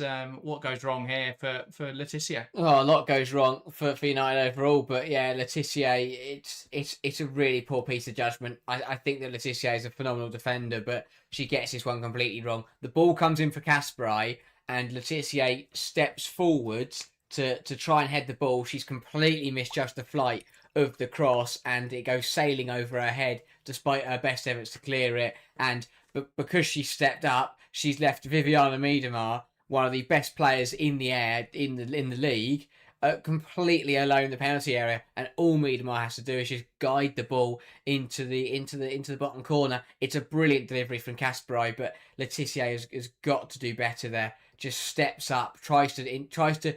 I get what she's trying to do, and she did it well at times in that first half where she stepped up or she stepped forwards and managed to get to the ball before Miedemar, before Shaw. But in that instance, she steps forward, gets it wrong, completely misses it, and it allows Miedemar to have a free header and a very easy goal. But yeah, still credit to Kasperai because it's a good ball in, and obviously Miedemar still has to put the ball in the back of the net.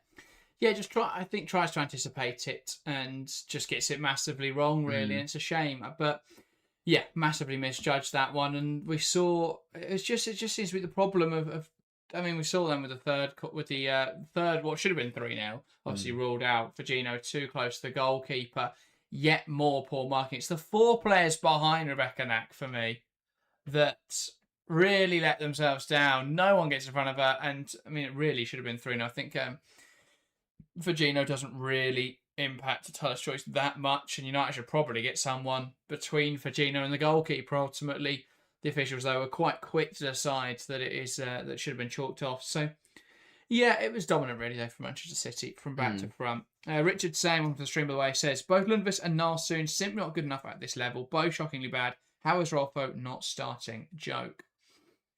Obviously, Rolfo started in the week, so I didn't think, it's not completely unjustified that she doesn't start today, obviously with the focus potentially being on that second leg on Wednesday. But yeah, it's been interesting. Lundqvist, a player who I think has done quite well this season, has really struggled in this game. Yeah, she's found it difficult. I think that it's that discipline element that she's really found hard to judge. She stepped up and left a lot of space behind her, and I do think she's struggling. Do I think Rolfo's the answer? Not really. I think that you've got George on the bench, who I think is probably the better option. I think Rolfo is obviously a very, very good player, but I still think and she can defend, but I still think she's more of a positive-minded left back, which I know United want to get up the pitch, but right now they need a defender who's going to be disciplined and someone who's a bit more defensively minded, just to be able to deal with the overlap of Kasperai. If George has got 45 minutes in her, then absolutely bring her on, because I think that she can do that job of just being a little bit more structured and a lot less aggressive than someone like a Lundqvist or someone like a Rolfo. So yeah, that's everything. I agree. Lundqvist has struggled. I think the difference is between her and Nalsoon is that Lundqvist is a player that came in January, is obviously a young player, and is also still not a left back. And yeah, not a left back, and he's still very young and developing. This is a massive game for her to be involved in. For Nalsoon, I agree. I think she's really struggled, and she isn't good enough at this level. We've seen it time and time again. I think she's had some good games this season, but they've come against lower opposition. I look at the Bayern Munich game in the midweek, and she was really poor. And again, this week has struggled. I just don't think she's at that elite level. and United have done well this season to get rid of players like that. I mean, also we saw the likes of Rachel Williams. Kate had that Lyonnaise game where she didn't have a touch for half an hour, and they moved her on to Leicester, and they did well to get rid of some players who weren't good enough. I think Nalsoon is one in the summer who I could definitely see leaving. I'm surprised they didn't look at midfield depth in January. I think Awujo and Nalsoon. For me, I've loved the energy of Awujo in this game, but I just think she's missing that. I think a loan move would do her well because it's the physicality I think that she's missing, and a bit of the technical side. And I think in a lower pressure environment, she's still fairly young, so I think in a lower pressure environment, she could absolutely develop into the mould of a player who could play for Manchester United in the future. But I just think at the moment she just looks a little bit too weak for that midfield. I think, especially in a game like today when you're up against such a strong midfield pair, or midfield three really, for Manchester City, obviously Miedemar a bit more of a forward player, but is in that midfield. We're up against a midfield that not only is so strong, but also has such a good understanding.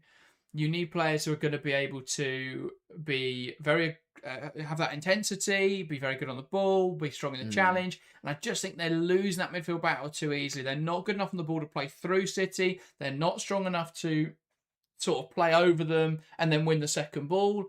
And so we're just seeing them struggle to progress in any way. They don't really have a carrier in there today. I mean, usually that comes from the fullbacks, but Rivier's injured and Sandberg's... Rivier's obviously just only come back from injury, so she's playing with a knock and Sandberg's out injured. So we've not really seen that for them. And Zigiotti, obviously, usually a big part of the carrying. So they've missed that today. And it just feels like they haven't got anything to get the ball forwards.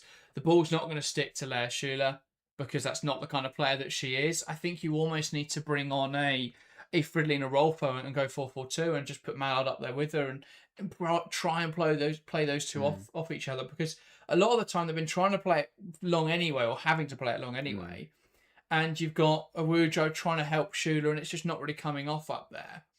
Whereas I think if you could put Mallard up there, or even just stick Rolfo up there for the physicality, maybe that gives you something. But I do wonder if United just turn their attention now to the Champions League and hope that they can beat Chelsea on the last day of the season, because it's going to be tough now in the second half. They've only got 2 senior players on the bench. They can't really make a change at half time, unless it's going to be someone like a Drury. Do they just give her a go up front?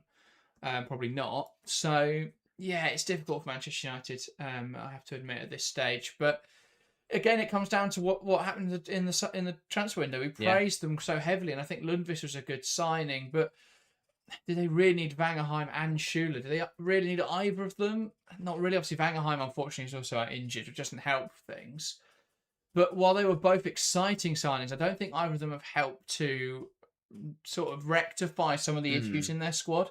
Yeah. So they're still light in certain areas. But yeah, as Shadow saying, I think we'll give Rendell a go up front. Yeah. I mean, what do you do if United in the second half? How do you approach the second 45? It's difficult because, as you say, I think that from a realistic point of view, they know that the game in the midweek against Bayern Munich is a difficult one, but with only being a goal down on aggregate, it's very achievable and it's very reasonable that they could get to the last 4 of the Champions League, which would be a massive achievement.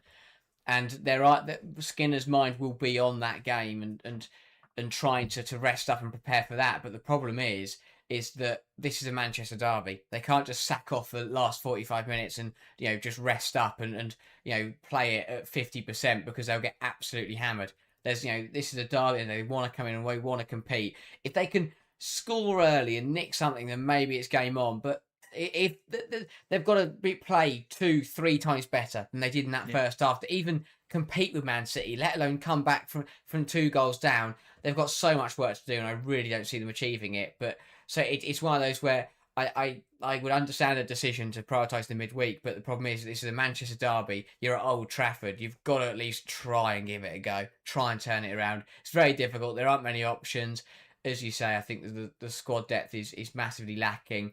I think the thing that as well will be frustrating, and the big questions I have is how I understand the players that have got injured because they've had to play a lot of games and they've started loads, but I think my bigger question is around the players that weren't starting. Like Vangerheim was playing minutes, but she wasn't playing 90 after 90 after 90. Same with George. How have Sandberg and George got injured? Because both they could have both been playing loads of minutes. So there's a lot of questions around how the backups have also managed to pick up injuries, but Yeah, they haven't got enough players. Simple as that, and they're really feeling it.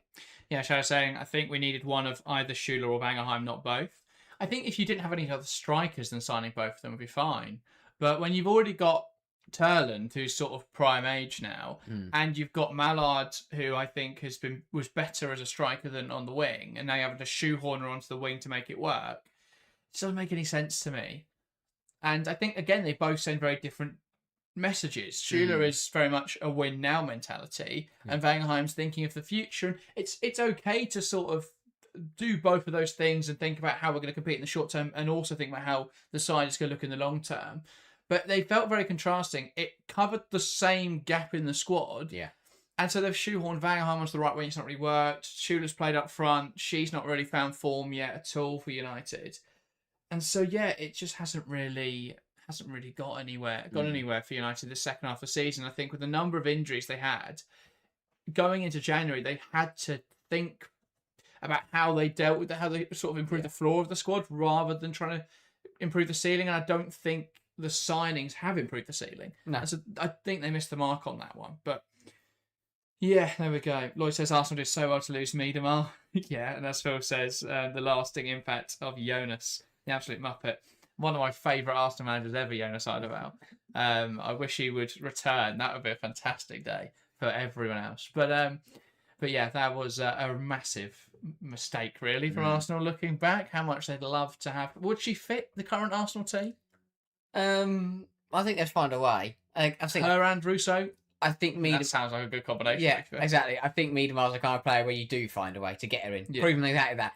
Of course, Shaw will take the limelight for her 18 goals, but Miedemar's brace today now takes her to 10. 10 goals in 18 games in the league is a very, very impressive total. And if it wasn't for the ridiculous nature of Khadija Shaw's numbers, then we'd all be singing the praises of Miedemar more. And I think that she definitely deserves her flowers because she's had a brilliant season. And her and Shaw have just provided a deadly partnership. I mean, they've now scored 28 goals between the two of them. That is ridiculously good. Shadow says we basically have 4 number 9s in order to take contention away from Turland, who in my opinion should be the starting number 9. I agree. I think it's knocked her confidence because she's now competing for minutes when she was already... There was a positive sort of competition between her and Mallard, and it felt they had a good relationship. But now you've brought in Schuler and Vangerheim. It definitely doesn't feel like it's working, and there's no one creating chances. Who is the creator in this United team? They rely very heavily in the first half of the season on Riviere and on Sandberg, and that's fine. But when they both get injured, who's then creating opportunities? Who's creating those chances? Park, I think, is a decent creator, but it's not really her main attribute. She's a very good ball carrier, very good dribbler. You've got Mallard, who is a sort of out forward player, but she's playing on the wing. You've got Schuler, who's an out forward player, but she's not really doing that. No one's creating opportunities for any of them either. So, there's just things that aren't completely functional. I think that is a bit of an issue at the moment for Manchester United. But we're about to get underway again for the second half. What can United muster up? Can they give City something to think about? That says Jonas building a great San Diego squad. I was saying, he's a little on Macaro though, but it's City to get us back underway in the second half here at Old Trafford. They lead by 2-0. Can they see it out in style? Or United find a way back into the game? Not back there by Miedemar. Back underway in this game. City launching the ball forwards immediately, and Tyler's choice to collect it. Yeah, very important moments here. If United stand any chance of getting something from this match, then they're going to need to start well in this second half and look to come back at City because they haven't laid a finger on to their rivals yet in this game. Can they kick off in this second half and look to really take the game and have a bit of bite in this Manchester derby? It's not felt like a derby at all. And this is immediately better for United. Ball across now from Schuler, and not quite able to find Melvin Mallard. Have they swapped those two, or is it just a momentary switch? I think it was just a momentary switch there. Schuler pulling wide. But that's a relationship they could really look to develop. Schuler pulling wide to allow Mallard to burst inside. Yeah. And again, I think this is a cross from Schuler. Ended up being a bit of an in-between, a cross and a shot, but way too much on it if she was trying to look for Melvin Mallard. But better from United. They need that bite in midfield, and that would just if they bring intensity and they bring that aggression into the midfield, then that will just allow them to get on the ball more and try and make things happen. Indeed. Yamashita now to Rose. Hasegawa. Back 2 rows. Now inside to Coffee. Coffee goes wide to Kasparov. Kasparov touching down the line for Gino. Twists away from Lundqvist. Just dragged down in their area over for Gino. And that will be a Man City free kick.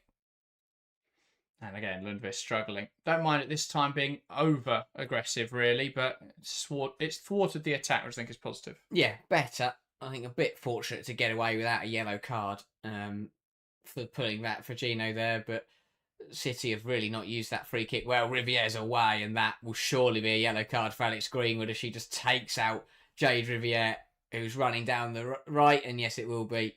First yellow card in the might have been Knack actually. It caught in the way. Yeah, it was. That's why it was end up committing a foul. Knack it out in the wide area. Unsurprisingly, got outpaced by Jade Riviere, and yet first yellow card of the evening going to Knack. So Letitia over this then. Lifts the ball into the area. Yamashita up to claim it. Spills it. Chance for Turner, who can't quite turn it home. A little bit clumsy in there. And I think it's been given as a foul against Yamashita anyway. Yeah, I mean, I don't think it's a foul. Yamashita makes a complete mess of it with her own centre. Drops into Greenwood. Turner tried to turn and knock it home.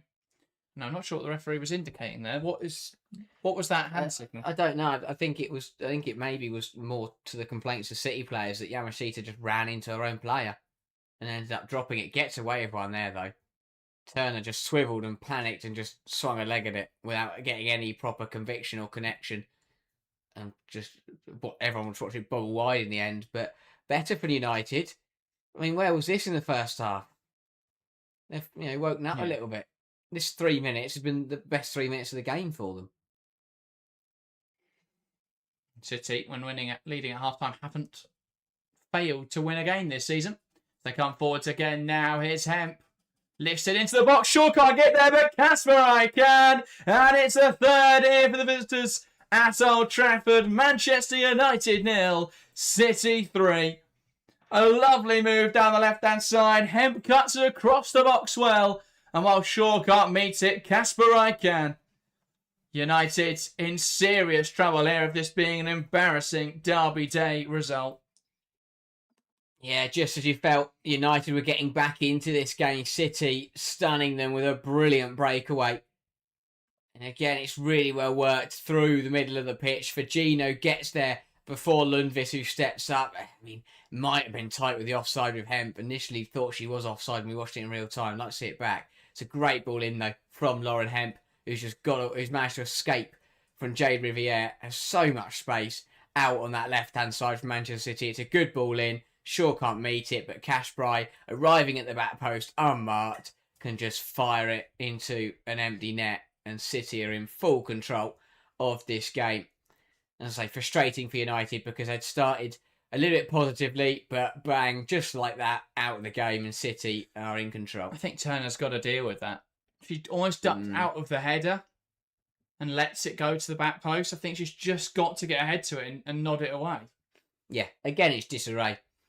Hemp shouldn't be have that much space. Turner should deal at the front post, and Kasparov shouldn't be unmarked at the back post.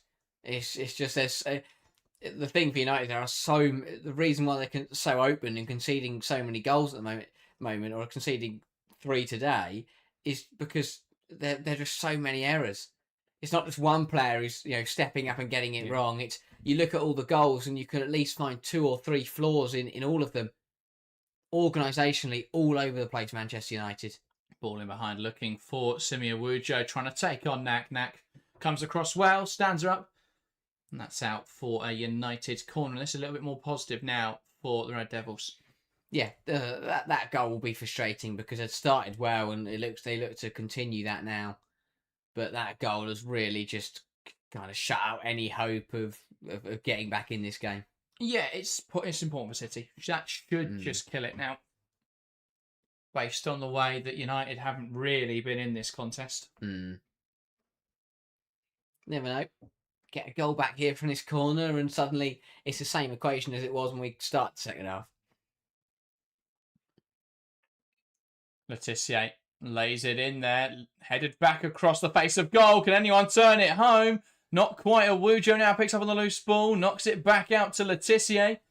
Good delivery. It's headed away. And that's a really important clearance from Miedemar as Kasparov knocks it up the line. Miyazawa and United can keep the pressure on here. Nalsoon chops back out wide. Turner. Lundqvist lifting it towards the back post. Yamashita makes a meal of it again. But it is cleared away by Rose. And Shaw now. And Nawujo bringing her down. A free kick for City. Yeah, United starting to put Yamashita under a bit of pressure, and she's not enjoying it. But a goal-saving intervention from Viviana Miedema, although United are going to make a change. That is, 7 minutes is taken into the second half, and that is going to be the end of the afternoon for Leia Schuler. Freeing Rolfo on in her place. Rolfo will move then to the left wing, and Melvin Mallard now to lead the line. That's probably how they should have started things, to be honest. Yeah, based on how it's played out. I'm surprised that took 7. I can't understand what the decision there is. What will give her 7 minutes to see if she can get in the game or not? Maybe. I could have told you that she wasn't going to get in the game. Yeah, with the benefit of hindsight, of course you can. But what's also funny is that I'll going back to mentioning that goal-saving intervention there for Miedema. It was Schuler who stood right behind her. If Miedema doesn't make that header, Schuler could have easily headed that in for 3-1, and suddenly do you then bring her off? So it's incredible. Moments can really determine decisions like that. But I think that's a bit of a weird one that they should have just done at half time. Yeah, 14 games, 1 goal still for Schuler. Not the start to life at United she wanted. And she'll be returning to the Allianz on Wednesday. The ground of her former side, Bayern Munich. And they didn't seem at least on Wednesday to be missing her. A brace from Pernilla Harder. What's really funny crushing Manchester United is that obviously Harder did very well to get the 2 goals, but Schuler would have loved that game. That would have been perfect for her her traits as a striker. The spacing behind, yeah. I suppose that is the other thing with that change is that Schuler is probably nailed on to start next week because I guess it depends where Turland's at. If Turland's fit to start, I think you've got to do everything you can. Is there any chance Turland looks to move away? I don't think so. Because I think if you're Mark Skinner, you still say to her, yes, we've got these other strikers, but you're still the priority. Because she has to be the priority. I agree. I think she's the best striker they've got. But I do wonder if she's not happy with having to share minutes with so many different players. And, there's going to be clubs in for a market this summer. We know Real Madrid are interested. That's probably not the right move. But if there was something like that, would Turland, Chelsea are looking for a striker, most likely. Is that something that Turner would consider if there was an opportunity to move away? That's something that United have kind of shoehorned themselves into with their recruitment last January.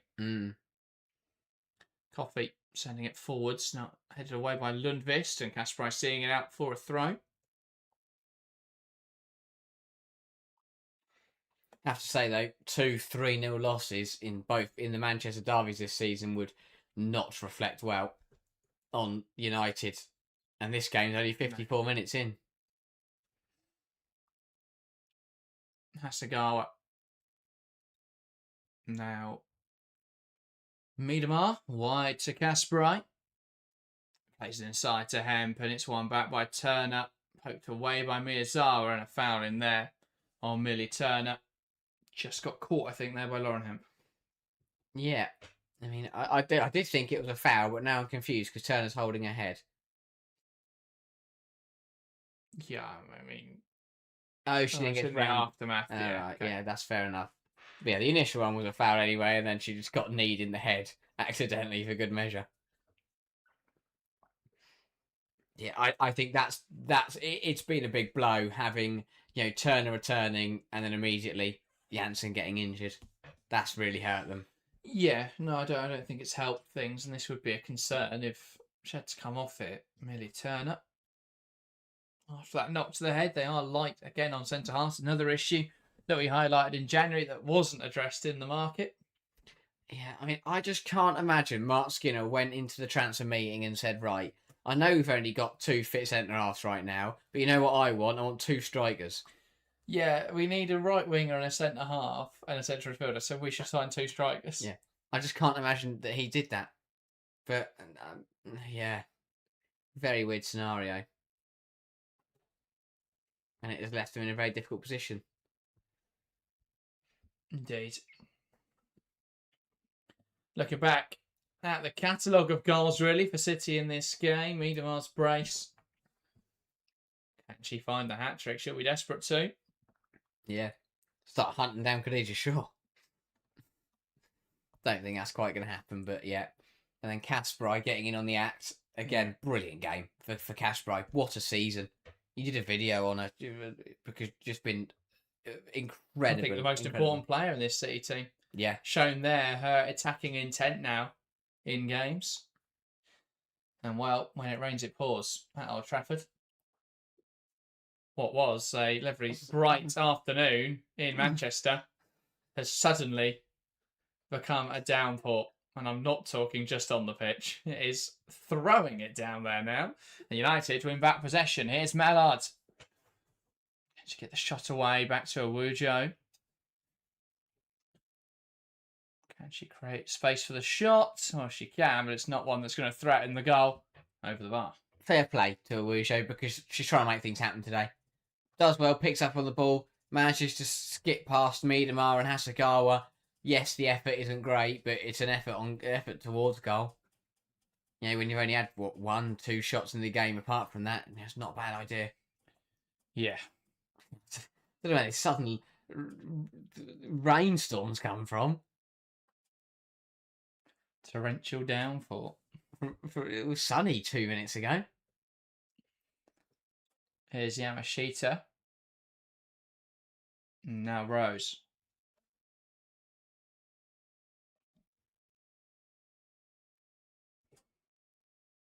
Knack. Coffee just pulling into this left back position to receive the ball. Back to Rebecca Knack and now into Coffee. Loving the positional rotations. Again, they'll be intrigued. You know, could they look at someone like Sakina Karchawi to play that left back role if they're going to invert her into midfield? Invert that position into midfield. Could they find someone who's a better fit, perhaps? Yeah. That would be, I think, a fantastic signing. I think everyone should be looking at PSG and just raiding them. Who? Like United need centre half. Well, I guess if you can get Almeida, but See how much they want. A tenner. Yeah. All down the line. And Letizia clears it away well.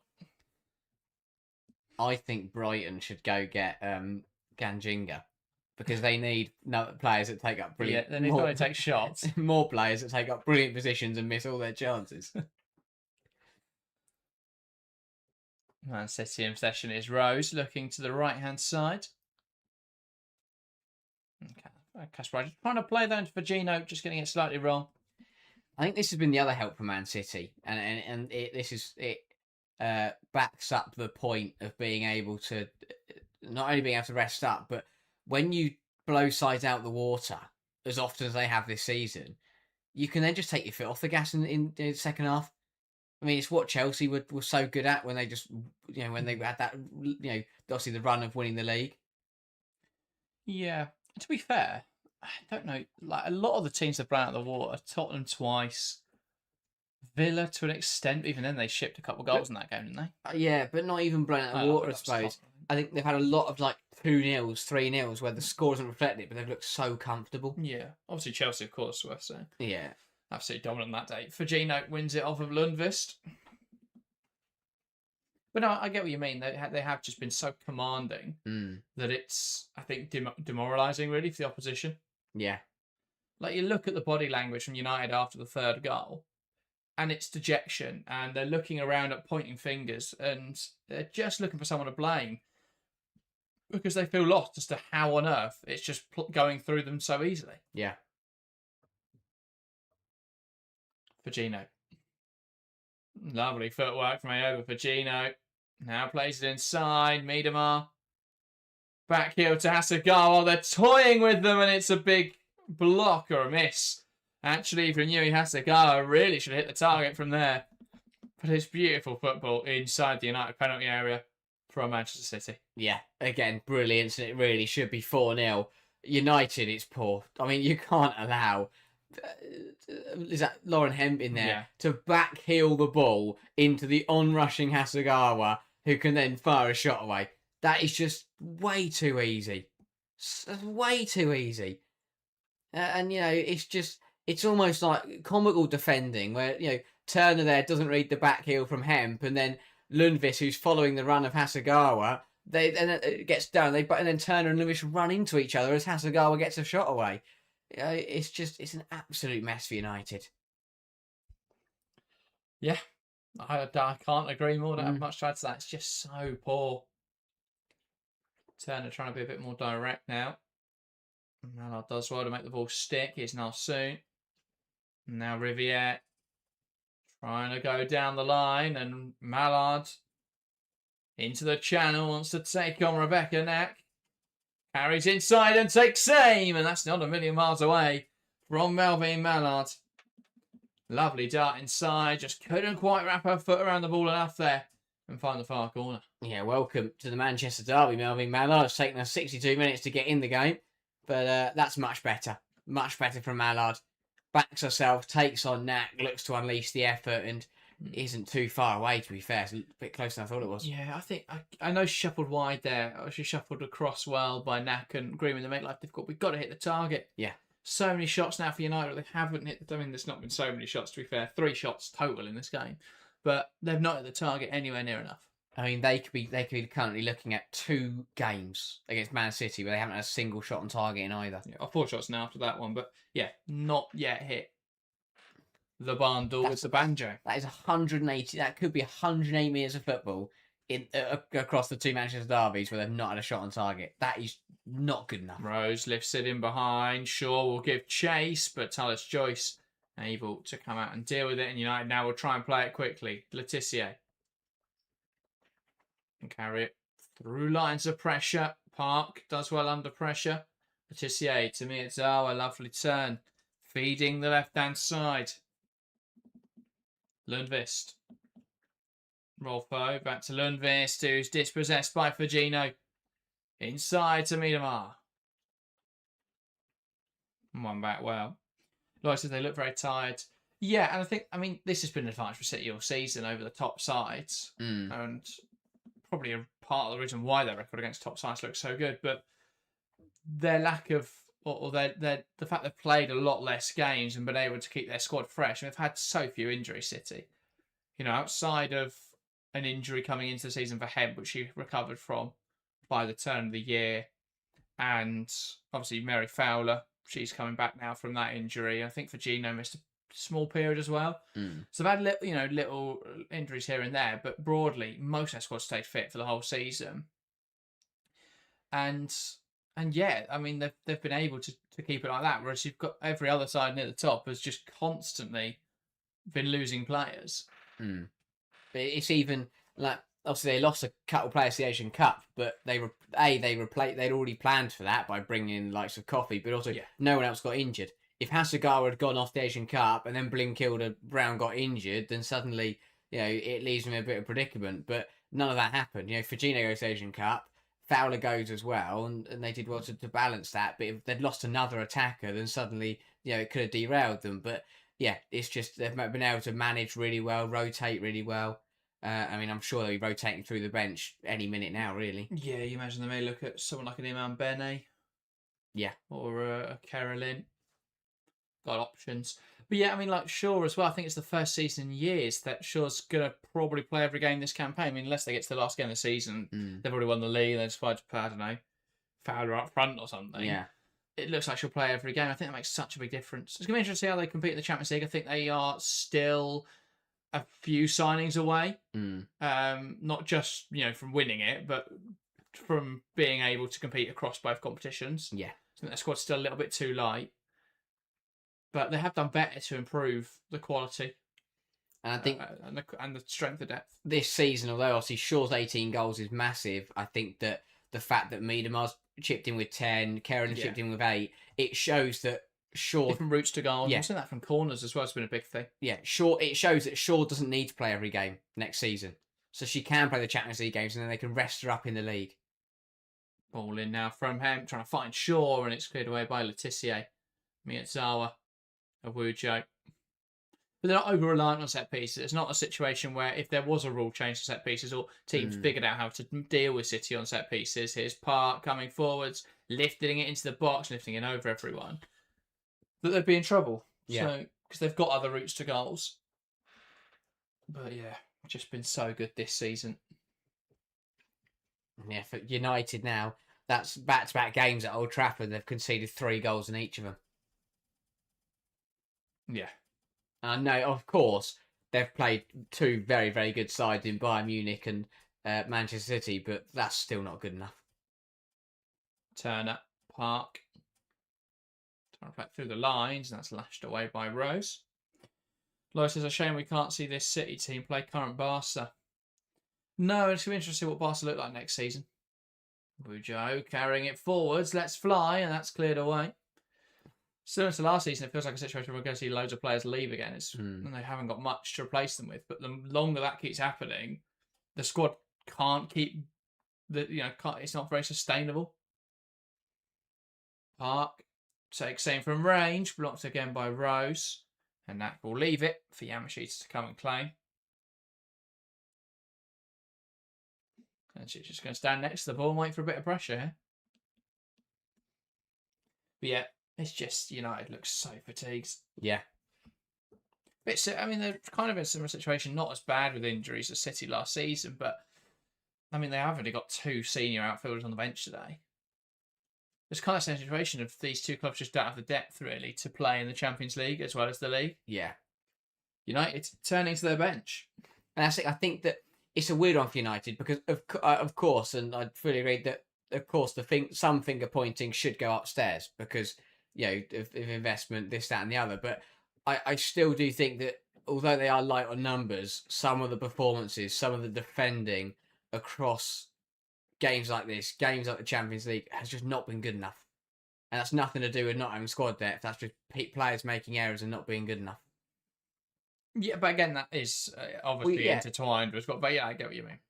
Rolfo cuts it back, and Lundqvist get a shot away, not quite. Falls now for Miyazawa, and that a rash attempt on goal from a usually very composed player. Yeah, Miyazawa clearly needs a rest. The fact that she came back from the Asian Cup and was thrown straight in has not helped her. But yeah, change for United then, and this is going to be Riviere off. So this is going to be a bit of a shift in as to what's going on here because Drury's coming on for Riviere. Drury is not going right back. Lundqvist right back, Rolfo left back, Mallard back onto the wing, Drury up front, something like that. Yeah. But yeah, you mentioned Miyazawa needing a rest. The problem is she's about to go back on international duty, which I find so stupid. Yeah. Why do they need an international break when they have just played the Asian Cup? No idea. Surely all the Asian sides would take some time off. But anyway, Japan obviously got their 3-part series with the US to play. Right, and she'll probably play not 270 minutes. Yeah. Oh, no hat-trick for Miedemar either. Miedemar withdrawn, Carolyn on in her place. No hat-trick, but again, a brilliant performance. So, for Gino into the 10 or something like that? Yeah. This is a little trial of something we haven't watched loads this season. Ball down the line from Fagino. It's just Carolyn in the 10. Pick up on the ball now. Carolyn. I think Carolyn's a really nice option to have, but definitely a bench player for me for City. I think she's great at being able to come on and can play against weak opposition and stretch games, but I just don't think she's technically good enough to play against. It's playing the big matches. Yeah. She needs space to run into, very much an UWCL player. I think she's impact, and if she can do what she's done this year and just chip in with 8 goals, then that's exactly what City need her to do. Yeah.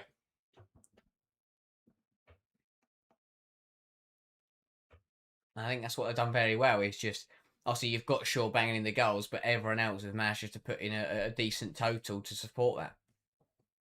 Which means then, there's no over-reliance on anybody, and it doesn't matter if someone has an off day. I think that's what they've done very well. Of course, they've had some performances where it's all come together, but like today, Shaw hasn't found the back of the net, but Miedemar has stepped up and found the goals.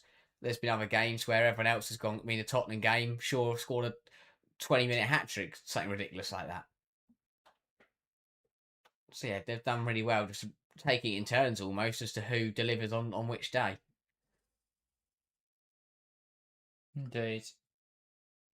Here's Jess Park, comes away with possession there. Now to the right-hand side. Narsoon lifting it in and, well, lifting it out for a goal kick. They haven't nailed a single cross yet, United. No. It's just, yeah, not been good enough. Nothing's really come together, has it? No. And again, I think this massive games coming up for United now, but if they just need, if they can do something magical in Germany in the midweek, then they that's brilliant. But I think they just need to focus on getting through to the international break, as you say, they'll have the weekend off with the FA Cup. Just to take a breather. And all their players will get round to the ground during the international. Yeah. To be fair, they don't have too many internationals. Mallard will be with France, but I'm not sure if he'll play both games. Laetitia will probably play 180 minutes with England. A couple of Swedes, obviously. But they haven't got too many internationals. Riviere with Canada. Miyazawa will hopefully not play all three of the games against the US. Yeah. In the 3-part international break. It's a horrible international break to put in the back half of the season. It's one of these type 2s. With so many. There's 2 weeks off. Park into Awujo. United probing. Can they find a goal late on in this game? Laetitia lifts it in there. Mallard header on target. And there's a good save from Yamashita. At least United won't go this game without a shot on target. Yeah. Again, they've looked better second half. Of course, City have taken their foot off the gas, but they've looked better. Finally, a cross that's on the money, and Mallard does well to flick it goalwards, even if it is saved. Here's Hasegawa. Back now to Alex Greenwood.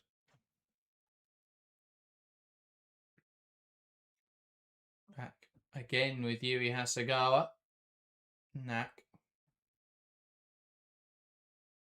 Carries it forwards well, beating a couple players. Now Carolyn. She's trying to be direct, trying to find Khadija Shaw, one back by Turner. And United can build out from the back. Holfo knocking it home. Laetitia. Now Narsoon. Wide with Hannah Lundqvist. H says, why isn't Jeglac playing Bene and Fowler? This is an opportunity. I imagine that he may look to bring them on now, but also they'll probably look at just getting the title done and they can start them.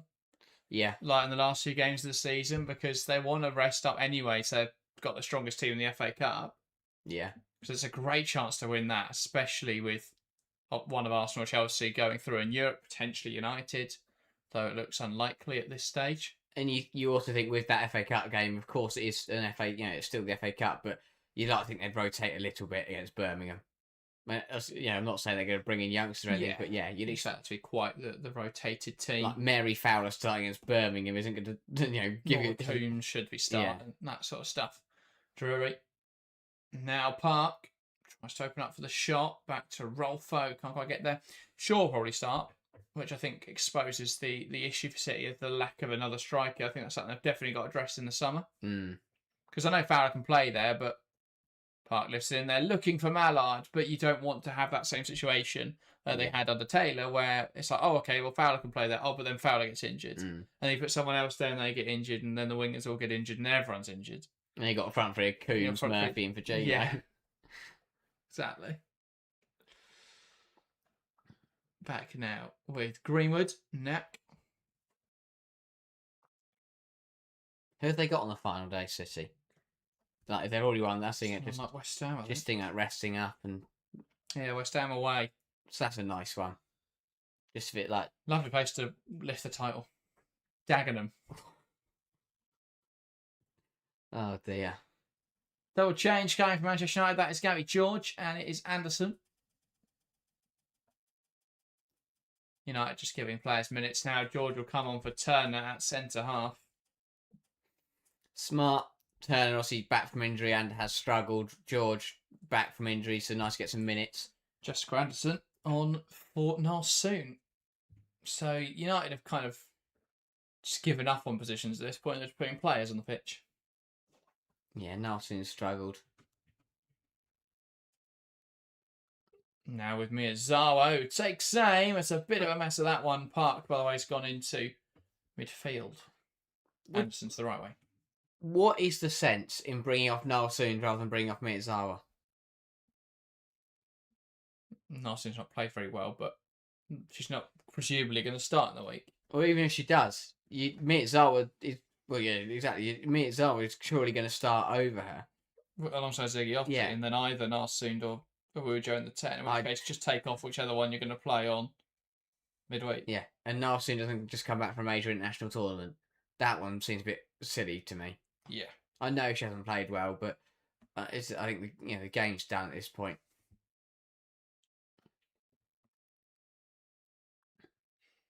Lundqvist now with Letitia.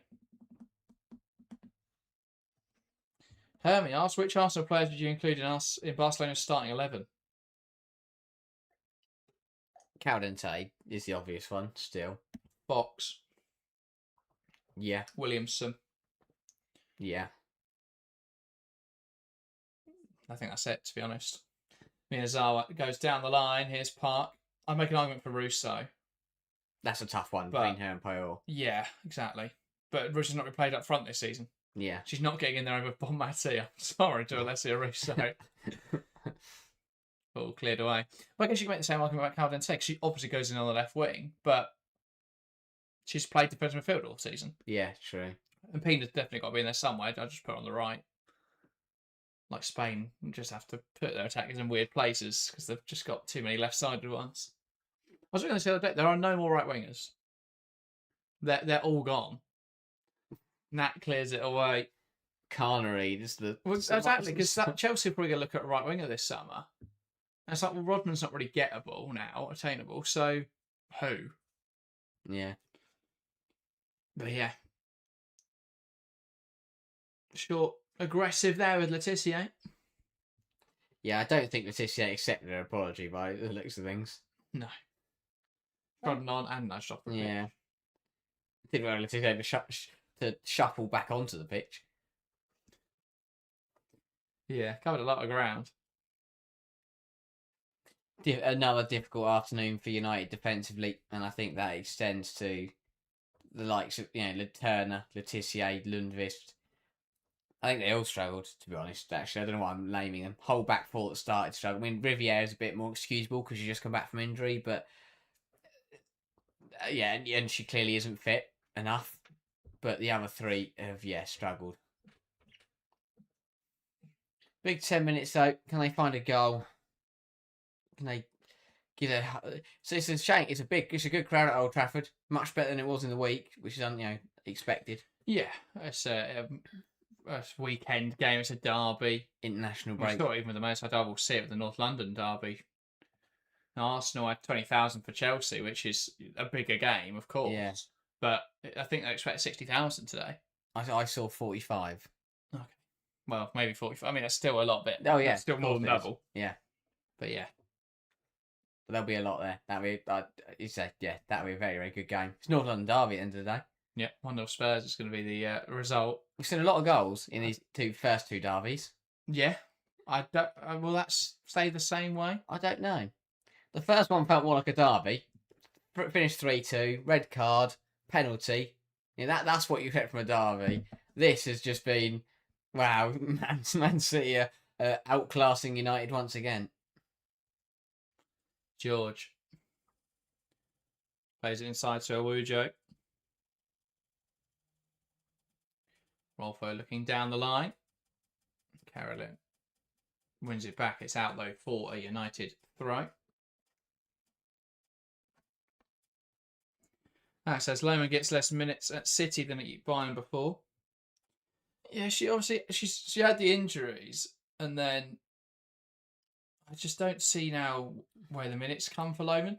I was saying this the other day online, and some City fan was very disagrees. Oh, well, she's been injured, but when she's played, she was exceptional. I was like, well, she's played 180 minutes. I don't know how exceptional she could have been. But yeah, I think she could leave. I wouldn't be surprised, especially if we got to January, and if she hasn't got enough minutes, she's gonna want to play before the World Cup. Yeah. So I could absolutely see her leaving. I don't think she'll leave in the summer, but I could see her leaving in January. Yeah. I think her problem is she came in, got injured, and then Sam Coffey walked in the door. And Blue and Kilda Brown became really, really good in the midfield. So, if it's between those two, why would they not give Blue and Kilda Brown more minutes? The younger player, the homegrown player, and they'd probably fetch more for Lohman right now if she was to leave. So, yeah, I don't really see where she goes. Maybe just Real Madrid, because they love buying central midfielders. Yeah. Ball out to the left-hand side. Here comes City. Hemp tries to cut it across. Good defending from Lundqvist. Jumps in front of it. Out for a corner. Yeah, United, they want to keep it at 3.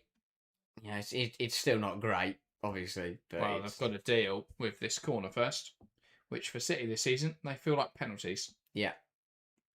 And that I think lots of credit will go to the aerial threat, but I think in Cashbro and Greenwood, they've got 2 very good corner takers. When you look at sides like Chelsea, I've watched Aaron Cuthbert's, but Suddenly Baltimore. Oh, those 2 this season, just on corners alone, have annoyed me.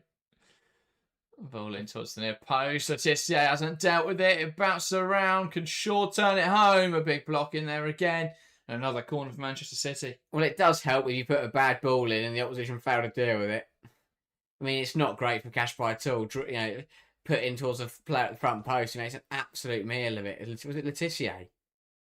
Yeah, it was. Yeah. Completely misjudged with it. Makes a right mess of it. Another corner for City. There you go. This is Greenwood's chance now. Where's this going to go? This one in towards the front post again. Punched away. And that's another corner. And Taylor Stroke's not happy there because I think she was coming out to claim it. It was headed away actually from Letitia. Yeah. Not much Taylor Joyce could have done about any of the goals today, really. I don't really think she could have saved any of them. Ball in, and that's headed away again. Park looking to break. Nice pass to the left-hand side. Getting down the line now is Kasparai. And Mallard playing it forwards. Here come United. Ball knocked in behind. And now it's with Yamashita. Greenwood. Back into Yamashita, and City can settle on the ball.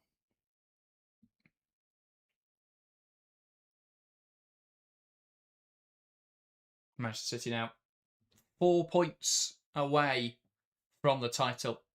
Wow. If Arsenal lose later today, City can win it in the next game week. Or if Arsenal lose to Aston Villa before the next game week, which could happen if they go through in the Champions League and have to play that game early. Hemp. Hasegawa now with Lauren Hemp. Ball around the corner, looking for Fagino. And cleared away well by Gabby George. Yeah, flag up on Fagino anyway. He'd gone too early. But I think you can tell that Old Trafford has fallen very flat. Very difficult. Yeah, I think it's a tough end to the season now for United, I think, because, Wednesday, if they lose Wednesday, that's it now for silverware. And, after last season, it felt like, they got into Champions League qualification. The last 2 seasons they've had something to celebrate, right? Or the last 3 seasons, really, because they got to the FA Cup final for the first time, and they lost that, and it was disappointing. Then they won the FA Cup, and that was great. Yeah. Then last season, yes, they lost the FA Cup final, but they got there again, and they got Champions League qualification. There's no kick-on this year. Yeah. They got to the League Cup final, but they lost it. They're not going to get to the FA Cup final now. They're not going to get deeper in the Champions League, you wouldn't think. Maybe they'll turn around against Bayern. They absolutely could. It's not off the cards, but it looks very difficult for them too. Yeah.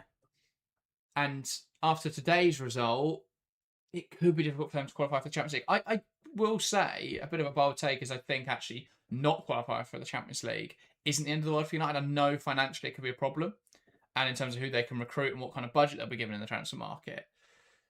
But I think the squad they've got now is deep enough to compete on all the domestic competitions. Yeah. And to win a League Cup and have a good run at a title. Yeah. Maybe they won't go all the way and win it, but I think that could be positive. But yeah, this has not really been the end of the season that they'd want. Haywire says United should shift their focus to the league and fight for the top 3. Kind of too late now. They need to win today if they're going to do that. That's it. Well, they have to it's still in their hands because if they win every game left this season, including the Chelsea game the last day of the Yeah. season, then they do get they get third place at the very least. But yeah, I mean, obviously Chelsea could also lose to Aston Villa. Yeah. Chelsea have been very patchy.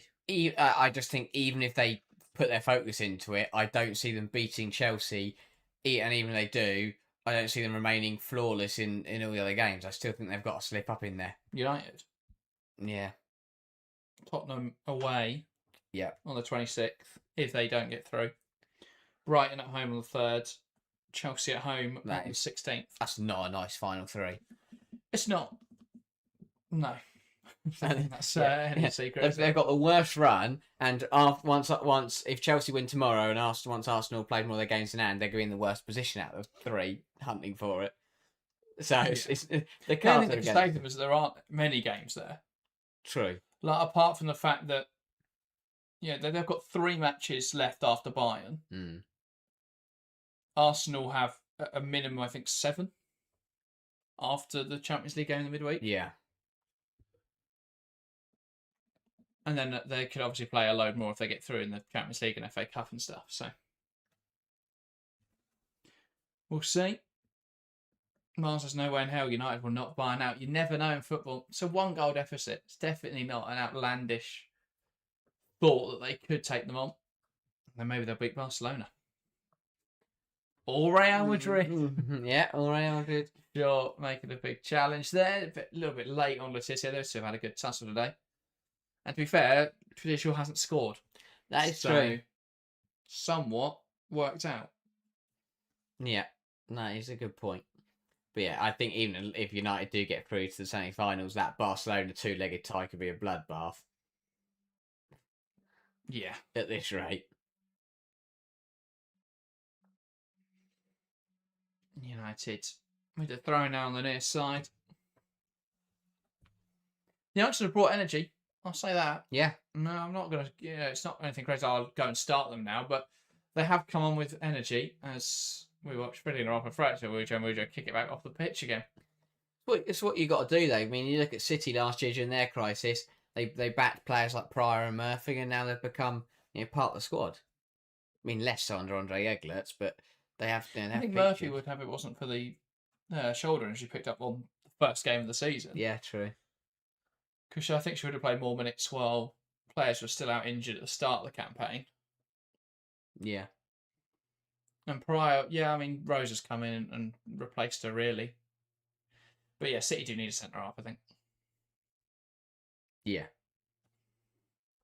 But yeah, anyway, summer's a long way off. Still got 2 months of this season to go.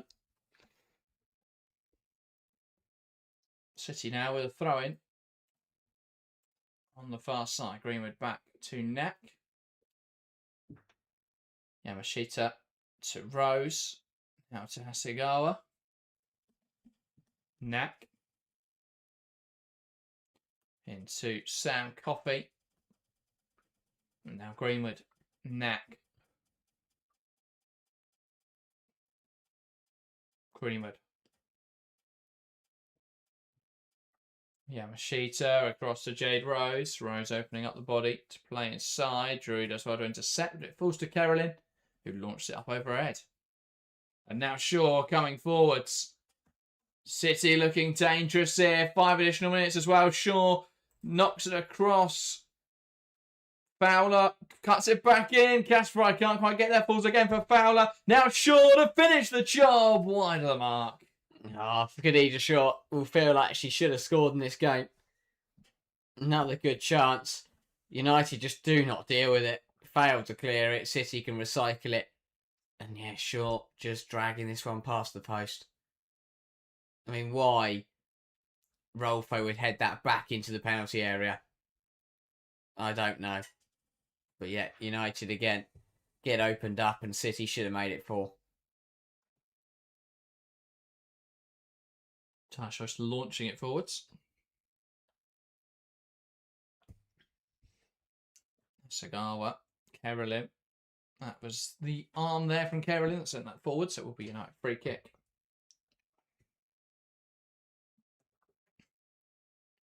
George. Rolfo back towards George. It does find the centre half, who knocks it over the top now, and Drury will give chase. Can she get there up against Kasparov? Does well here, Drury. Now to Rolfo. Drury again. Park. Awujo. Now here's Maya Letitia. Lifting it forwards, looking for Drury. Headed back to Yaki Yamashita, who comes out well to claim. Yeah, United trying to give their fans something to celebrate. But not coming off. Not a bad ball in from Letitia. Kasparov as well, though, to beat Drury to it, and Yamashita can just come out and deal with it.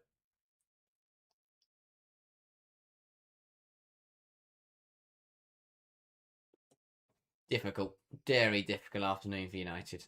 Yeah. City's run down the clock with 5 additional minutes. They'd have liked a goal at least, United. At home, in the derby. At least take something from the game. Yeah, it doesn't make much difference at this point. It's not been a good result whatsoever. No. For Manchester United. Losing both derbies 3-0 is not good enough, really. No. Especially not after last season, where they did compete with City.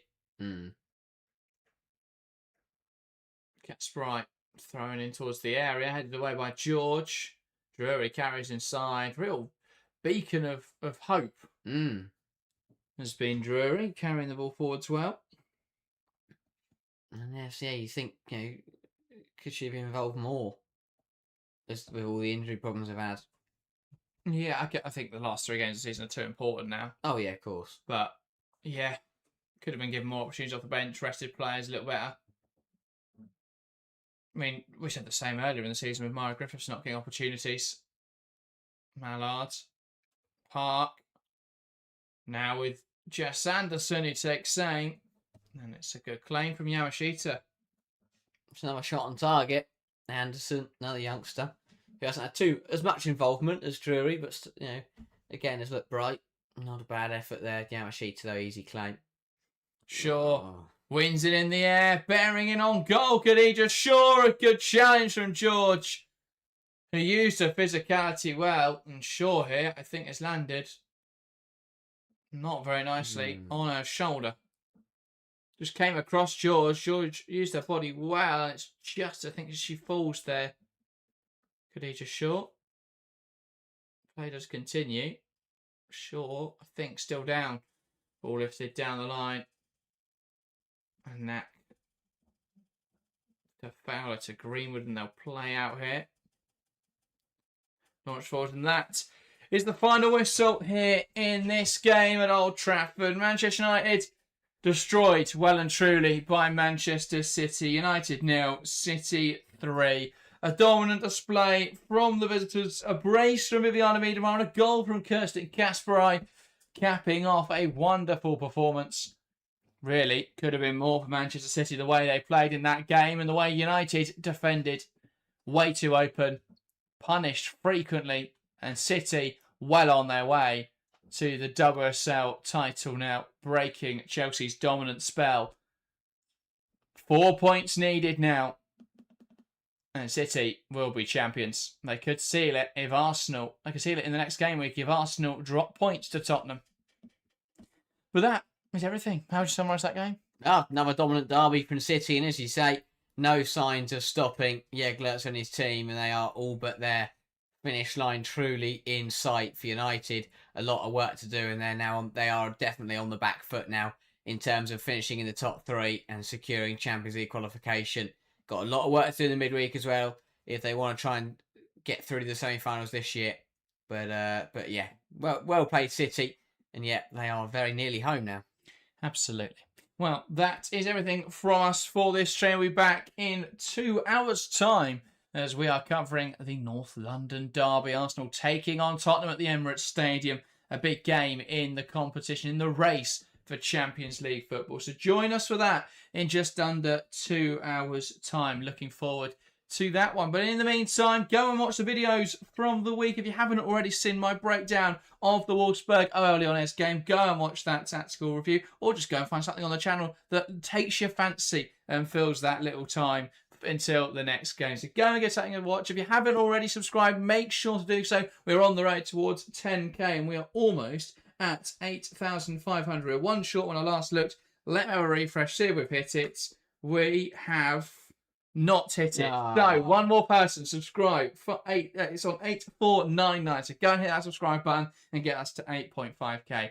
That there is everything from us today. Thank you guys very much for watching, and we'll see you next time.